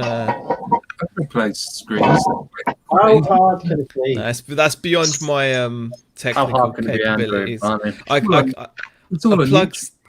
Yeah, but it's too What do you finicky. do? What's the Like video? you need to use heat Oh, guns maybe. and loosen the glue and all that kind of jazz, and I can't be bothered with it. What phone have you got, Z? It's a Razer phone. It's Oh, rubbish. right. It's so cool. Evening, Paul. Huh? That's why you put your finger on it, isn't No, it? it's a really good phone. It's an amazing phone, but I just drop them too often. I've never dropped a phone this much as this phone. It's my most dropped phone. I've dented the Case corner. on it. Yeah. I did, and then I took it off because I Yeah, didn't like case. it. Right, so that's why it's broken. Yeah. I would My have thought phone you would gets dropped every day. I had a never case, did. Shazad, thank you. Hi. No, I did have a case, but I didn't like it in the case. I was like, why have I got such a nice phone if I'm going to put it in a case? I wanted to feel Well, the... Then you can the- still have a nice phone. Yeah, and Why have you paid £900 if you're just going to throw it on the floor? I Well, didn't yeah. on purpose. I didn't like just fling it at the floor. Like today, I was actually at the bins, right? And I don't know. Sometimes do you ever do stuff where it's like you literally just it just flew out of my hand. Honestly, like I don't know what. It's like somehow like you just do. I don't know, like. And then you hear the crack. It hit the car door and then it hit the floor. So it's like bounced off the car door and smashed onto the floor. Yeah. Yeah. So it's- You know what I blame for that? I blame gravity. Without gravity, your phone would be fine. It wouldn't exactly. get dropped. True. It can't be your fault. It's got to be gravity. Yeah. I think so. I remember my last phone. I don't. I was out, the last one I had, and I took it out of the case, protective case, for some reason. And first thing I did was dropped it. Oh, Luckily, no. it wasn't on the front. I smashed all over the back of it. It's like, Oh. for God's sake. Luckily, my Nice. contract was ended by then, but I just got another one. Yeah. Yeah, Yeah, my okay. mistake. You prefer the broken look. Mm, No, it's not that I prefer it broken. It's just Just the way it is, yeah. and plus there's a bit now where there's a certain section of the screen which doesn't work. Like there's a small okay. section in the screen which is so if an app has a button in that section, Yeah. I can't use it. Fair It's enough. kind of irritating. Just as long as eBay don't put a button there, then it'll be Yeah, winning. right. Yeah. Well, no, there's always a way around it because you can always put it into portrait mode, and then that sometimes moves the positioning of the button, and then I can press it and carry on. You need to get that fixed before hitching for when we go live. No, I'll be Yeah. okay. Yeah, but how many go live, Andrew? Between now, Loads. I've got the ability to go live on my mobile phone. See, Phil the Shelf says I was walking along in a local town and my phone shot out of my hand at the feet of an old man who looked at me really confused. Yeah, it happens, doesn't it? It just like Hey. it flies out sometimes. Yeah, you're so happy. You go, woof, whoops. Yeah. It's those magic flying phones that you keep buying. It's a known defect of the Motorola range model, actually, Yeah. that it And flies. then that feeling where it flies up in the air, your phone, and then you try and catch it, and you miss, and you're like, poof, Yeah. straight on the floor. But yeah. Oh, evening, Lex. Best not to film anything in Hitchin just in case. In case of what? I wonder. In case the police finally catch up with me. Well, Lex. yeah. God help us now. Andrew's live on his phone. Oh. See you back contest. Thanks for popping in. Oh dear. Dear me.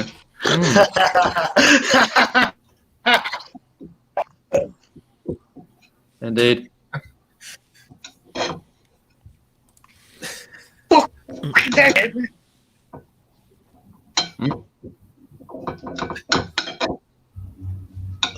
Oh, there we go. We got a question from Look Mum, I'm Hustling. What time are we jumping on to add this marathon stream? Don't ask. I'm on 5 to 6. I'm on twice. I'm on at 1 o'clock. Yeah, I've got 2 slots because that's how good I I wonder am. why. A bunch. Yeah, I'm on 5 to 6. I'm at 10 o'clock in the morning. Oh, fair With enough. the world's greatest clothing reseller. Can you believe he specifically texted ads to say, when is Louise on? I'm putting you on the same time. I actually can't find what I said. I said, yeah, Louise has said she'll only do it if she's on with me. Oh, Nat took it literally. He texted me first. I already agreed with him that I'm doing 10 o'clock. Look, I'm hustling beyond about 11 a.m. I think that's UK time. I'm on at You're 1 11 o'clock. a.m., so you're just after me and Louise's morning glory. What's the story? Morning glory. Yeah. My brother, Back at 4 Richard's o'clock with Nick and Andrea. Richard's coming on with me when he visits, so we're on at 1 o'clock. 1 o'clock. All right. Fair enough. Yeah, I hope to see some of the stream during the day. See who's on. I'll probably have take it it on there. because I'm working. Yeah, to be fair though, he's got quite a few people on. Near enough 30 or something. He's got organised. Yeah. Even though he's the biggest reseller out there. Or I think- I should say Nick. I'm not sure what time. I'm not sure what time. I think it's evening though, because it's actually my daughter's birthday. Oh, right. So That's not good enough, see? That's a rubbish excuse. Sort it out. Get us changed. yeah. I don't know what time. I will come on though. I think it's the evening though. Yeah, that's fair enough. I think I arranged an evening time because it was more suitable. Yeah, it'd be good. Be a good stream. Right. Well, even though Ad's got the first hour to himself, God help us.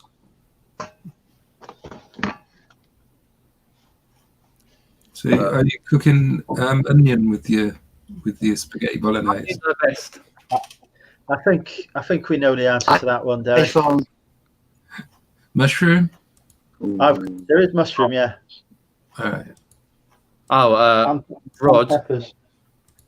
is end up with 9 o'clock. Yeah, because he's got the Australians on first.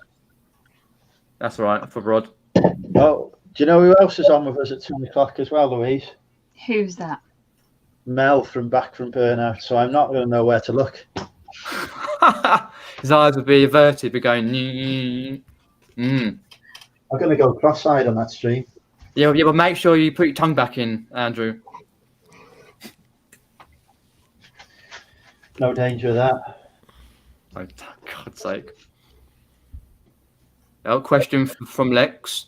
Who has the best hair? I think Z's hair is lovely. Me. When he hasn't shaved it off. I was going to say, Z doesn't, Well, yeah.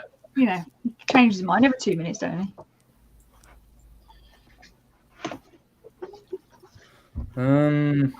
Yeah. Did we lose Jamie? I don't know. He's gone somewhere. Yeah, he's gone off stream somewhere. No, he'll be back in a minute. Yeah. He's just gone to go and find a hand grenade. He'll Yeah. be back once he's found it. Oh, well. Yeah, I say with the stream, I did 12-hour stream will be good. But the first hour though, of ads talking. Phew.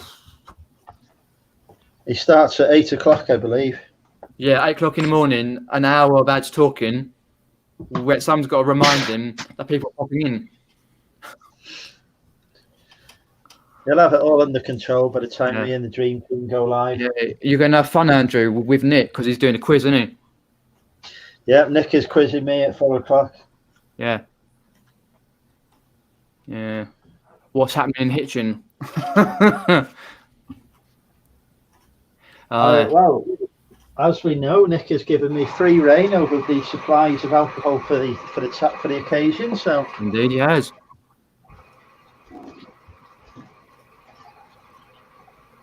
And Peter has finally given me the use of his room for the night. So Yep. Me and Richard might be coming to stay at our hotel room. That was hilarious. Yeah, the hotel. Did you like spiders? I think what we could do on Drinking with Andrew tomorrow, Derek, is we could read out some more reviews of your hotel. Really make it look good for you. Aye. That'd be cool. Ruthie says, fantastic chat. Thumbs up for Peter, and not forget his live tomorrow with Rod. Yes, thank you. I shall be live 10:30 a.m. UK time with Pommy Pickers, Rod. That's 8:30 in the evening in Australia. So if you're up early, UK, do you know what? Do pop in. I've been speaking to Mel of late on the Instagram. She's told me Australia, like America, has different time zones. Yeah, it does. I didn't realise that. I just thought it was all one time zone. Is there about 3 or something? I know America's they've got a dodgy ones with half-hour bits as well. Yeah. Oh my god, really? Yeah. It's not even. It's even worse. It's like half-hour bits as well. Who's that? Yeah. They just need to become a proper country. I think I'm still in shock after seeing a guy with a pet puma. I mean, it was just like, and this puma was just like, it's amazing. It was purring, and it's like on his bed, and he's just like trying to get cuddles with him. But then the weird thing is, they also have one of those hairless cats, those Sphinx cats, and that cat's just like chilling with this puma. I'm literally still weird, just. Isn't it? Yeah, my mind. I think the whole time I've been thinking about this. This is what so this is the reason Sophia was late, Peter, because he was watching a pet puma. Yeah, it's just messed with my head. It just. Are you going to get one for the girls? Do you know what? The thing is, he was a Russian dude, and I thought, why is this Russian dude sleeping in this small little bedroom with this puma? Oh, dear. Is it? And also, Lex is taking the mick out of me, saying puma. Is it puma? Is it puma? Are you meant to say puma? It is puma, yeah. You meant to say puma. I was just going along with it. It's puma. I would have always said puma, but you would have said puma as well. Yeah, but I don't actually know. Yeah. I don't know the official way. Like the sportswear brand that's named after Puma. It's also called Puma. Yeah. Puma. Yeah. Just Puma. feels weird to say. Puma. But yeah, I'll say Puma going forward. It was just crazy though. Honestly, Alexa's I'd love a pet line. Honestly, you need to check this video out. It was bonkers. Like this guy's sleeping in his bed, and his pet Puma just like does the whole head rubbing thing, and it's purring so loud. Like it purrs. Imagine. Like some cats can purr quite loudly. Imagine the Puma. This thing is huge. I mean, its head was as big as the guy's head, giant paws, and this thing was soppy as anything. Like it was the most soppy thing ever. Like you just wanted strokes, and it was just rubbing its head against the guy and waking him up and just like licking his. Like it was just crazy. And then the camera pans over, and there's this little hairless cat sat there. This little, weird cat, and it's just chilling as well. Like it was incredible. It's blown my mind. Oh right. And then it's walking around his house, because then obviously I went and found other videos because I needed to see more of this. Yeah. And then it's just walking around the dude's house, like it means anything 3 hours watching it. Yeah. It's a puma. And it was You know, like Imagine a lit tray. imagine you're just going to the kitchen to get some tea, right? And then there's your Puma. You know, you'd be like, Yeah, your Puma. man alive. I mean, I can't get it. I just I don't know what to say. I was No, like, everyone's I did that. Yeah, I did that. Pardon? Everyone's coming out with all the puns. McMahon, Hustling, Laney, Will. Everyone's coming out with all these like. Mm-hmm. Oh, okay. Let's. Oh, for God's sake, Paul. Like llama. Get me to work here. Oh, God's sake. Very- So tomorrow, when Bex asks how much you've listed, are you going to tell her I spent 2 hours watching a pet puma instead? Well, funny you should say that. Beck Talking about is chicken. an addict about all of these kinds of things. So as soon as I saw it on my recommended, I was like, Beck, you're gonna love this. And she was like, what? Like, you better, you know, because she didn't want to be disturbed. Indeed. She was like, it better be good. And I was like, oh, you know. Yeah. And then she came over and she watched with me. Oh, nice. So we just sat and Good. watched. Little moment there. Crazy. It wasn't drugged, Rod. Honestly, it didn't look Well, drugged. to the hill. I don't think it was. It was not. Unless it's on that crocodile stuff that's out in Russia. That's pretty dangerous. Oh, God knows. Richard. Hey, Rod.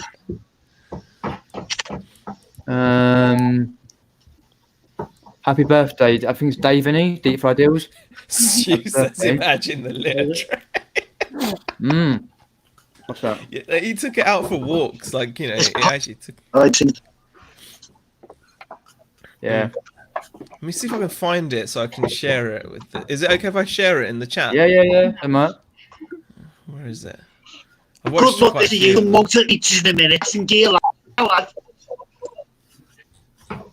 have no idea. Oh, no, I was like, why is it not there? Okay. How the hell's my phone for?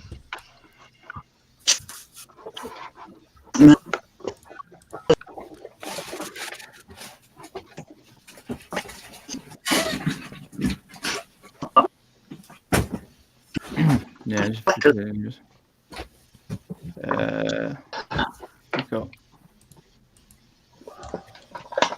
Oh wow, yeah. The channel's got 656,000 subscribers. Such a shame that it's in like Russian or something. Wow. Whoa, Peter, you're how back. much does a puma cost? If I can get 656,000 subscribers by owning a puma, I'm buying one tomorrow. Well, the thing is, right? He's feeding it parmesan in one video. Yeah, that's the video. If you want to look it up. It's so gentle when it's like eating the cheese from the dude's hand, you know? Yeah. Oh, fair enough. I have to have a look And at all that. the time you're watching it, you're thinking, you know, that could just... Yeah, just that. That's a big cat, you know? Yeah. How long's the video, Z? Oh no, this is just their chat. They've got loads of it. You can knock yourself out on Fair enough. Puma videos. You Always know, that's watching just- random shit. Yeah, just on watch YouTube, just this guy with a Well, he watches Puma. those, so yeah. Man, look at it. It's huge. Oh my god. It's like a Puma, man. What did you think Yeah, it right, was? It's the teeth as well. Exactly. Oh, The paw. One swipe of those paws, that would knock yeah, him on you would his... get up. Yeah. You'll be claw marks in your face. And the thing is, I'm always, you know, I'm one of those people that, I don't know, like, I always think of, like, Siegfried and Roy, you know? Yeah. It's just crazy. Indeed, it is. I'm trying to find a video where the little hairless cat and the Puma are chilling, but I don't know if they've got one. All They right. must have one where they're chilling together.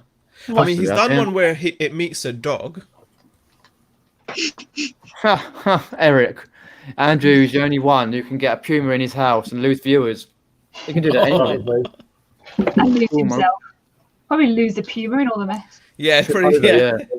He was like, I put the Puma down somewhere. Can anyone tell me where I put Where it is, yeah. Where is this? Oh, Where's he's this fine damn? with my little eye.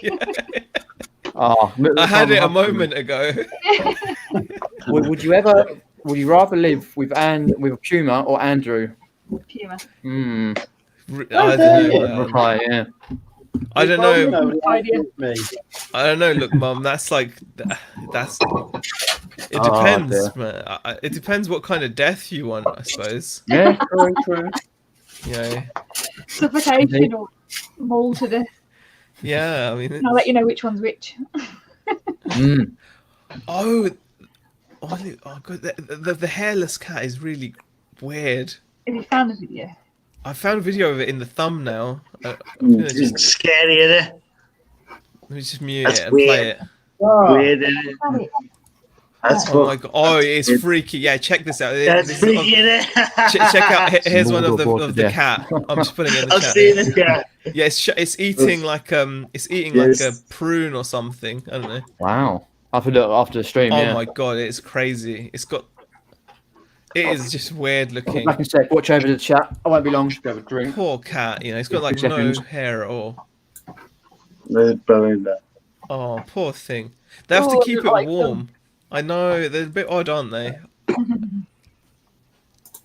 My cat hates my dog.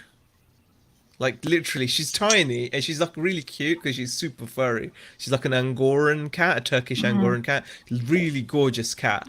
But the dog goes anywhere near, and she just bats it. Just literally will smack it around the face. And it's quite funny, because, you know, the size difference and everything. And the dog just wants to be friends. The dog's just whimpering, you know, like You've got a punk. cat and a dog. Yeah. You've got a cat and a dog. I've got a puggle, a beagle pug mix. A puddler. Puggle. I've just got a 13-year-old child. I've got a 14-year-old and a 17-year-old child and a puggle. Man, you beat me on that, dude. Yeah, no, I'm good for family. Hard now. work, hard day. Oh wow, he's got a puma.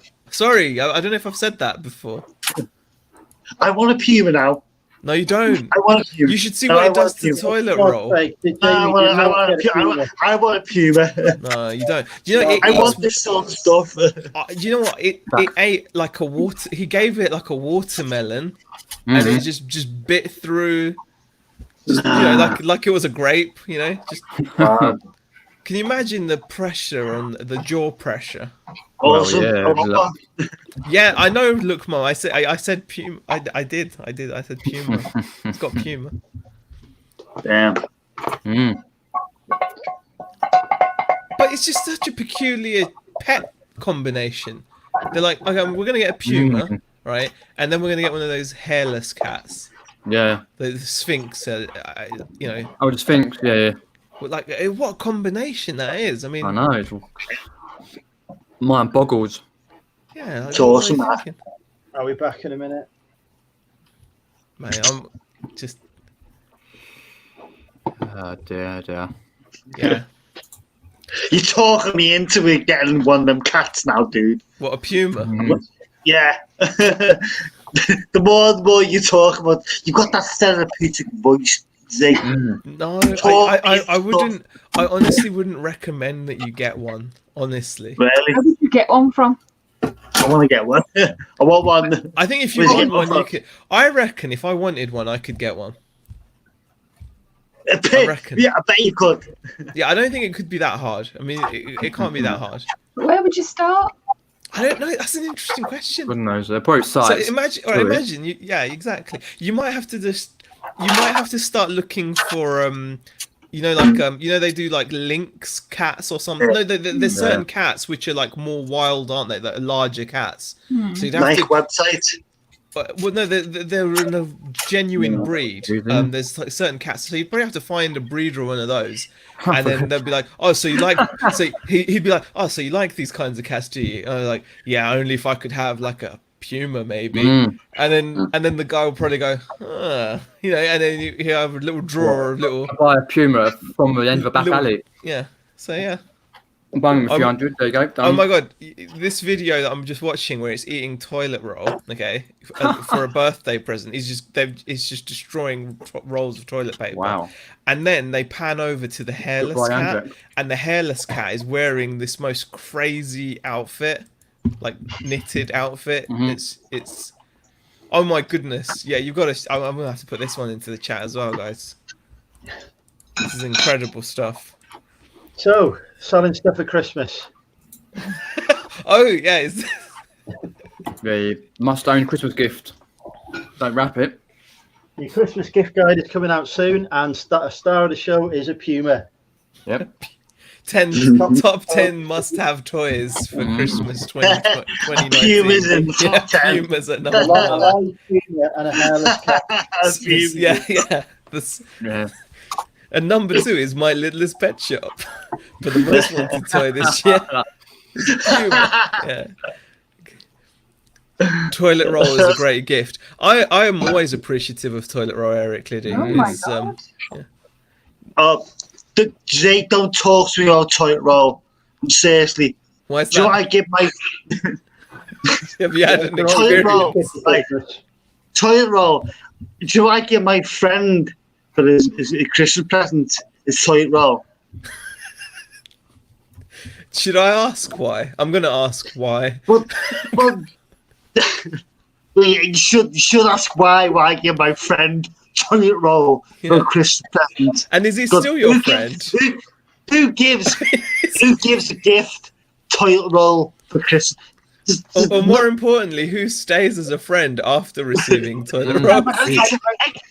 Exactly. But this is special toilet roll. Oh, is it the quilted stuff? No. This was it.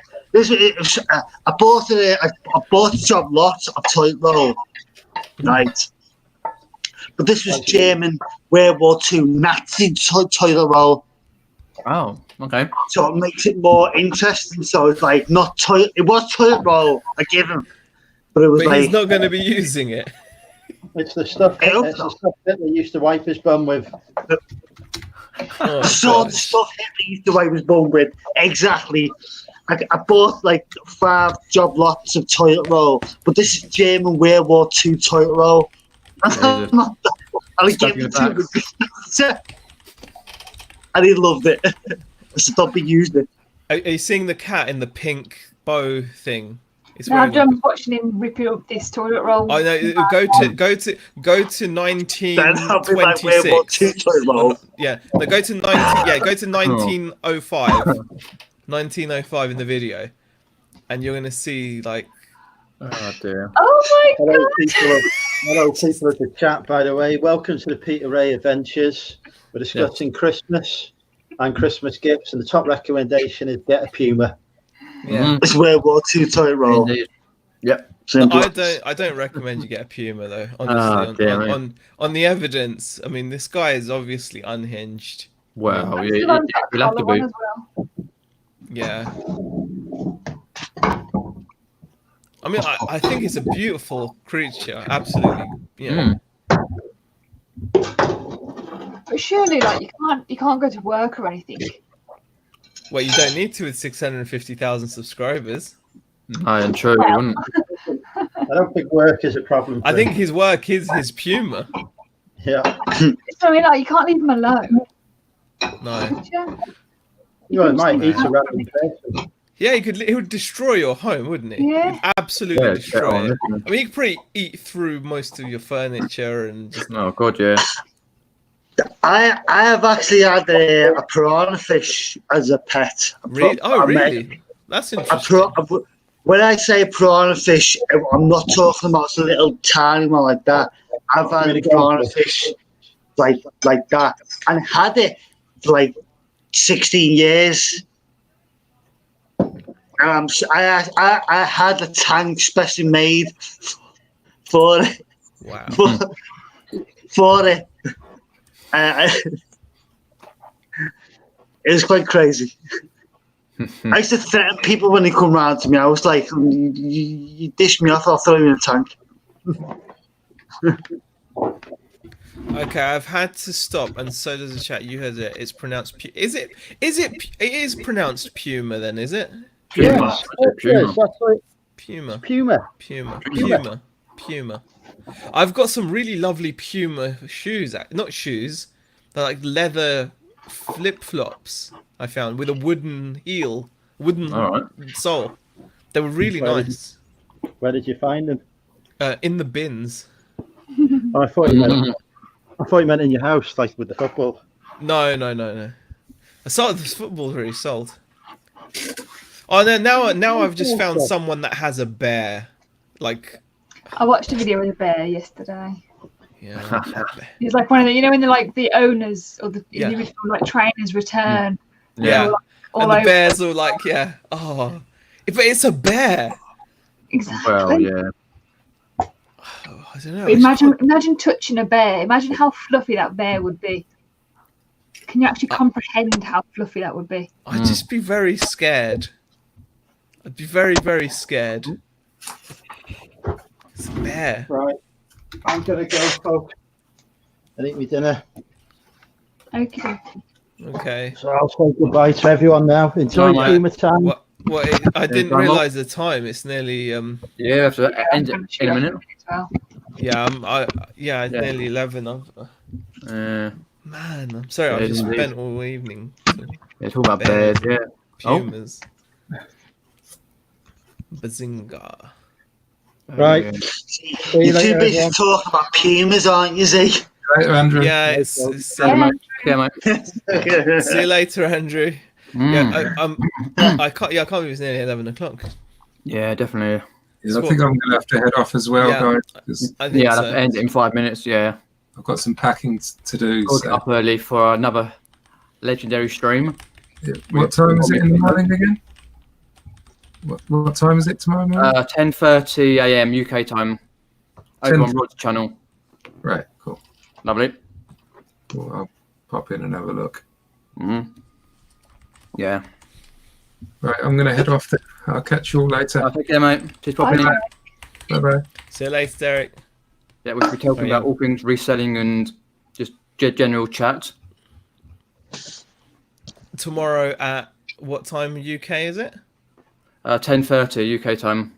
10. So that's, I think, 8:30 Rod's time. It is. Mm. It is. Right.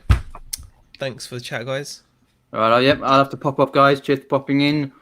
If you're not subscribed to all people in chat like Jamie, Louise, myself, as are here, Derek and Andrew, do go and subscribe to them.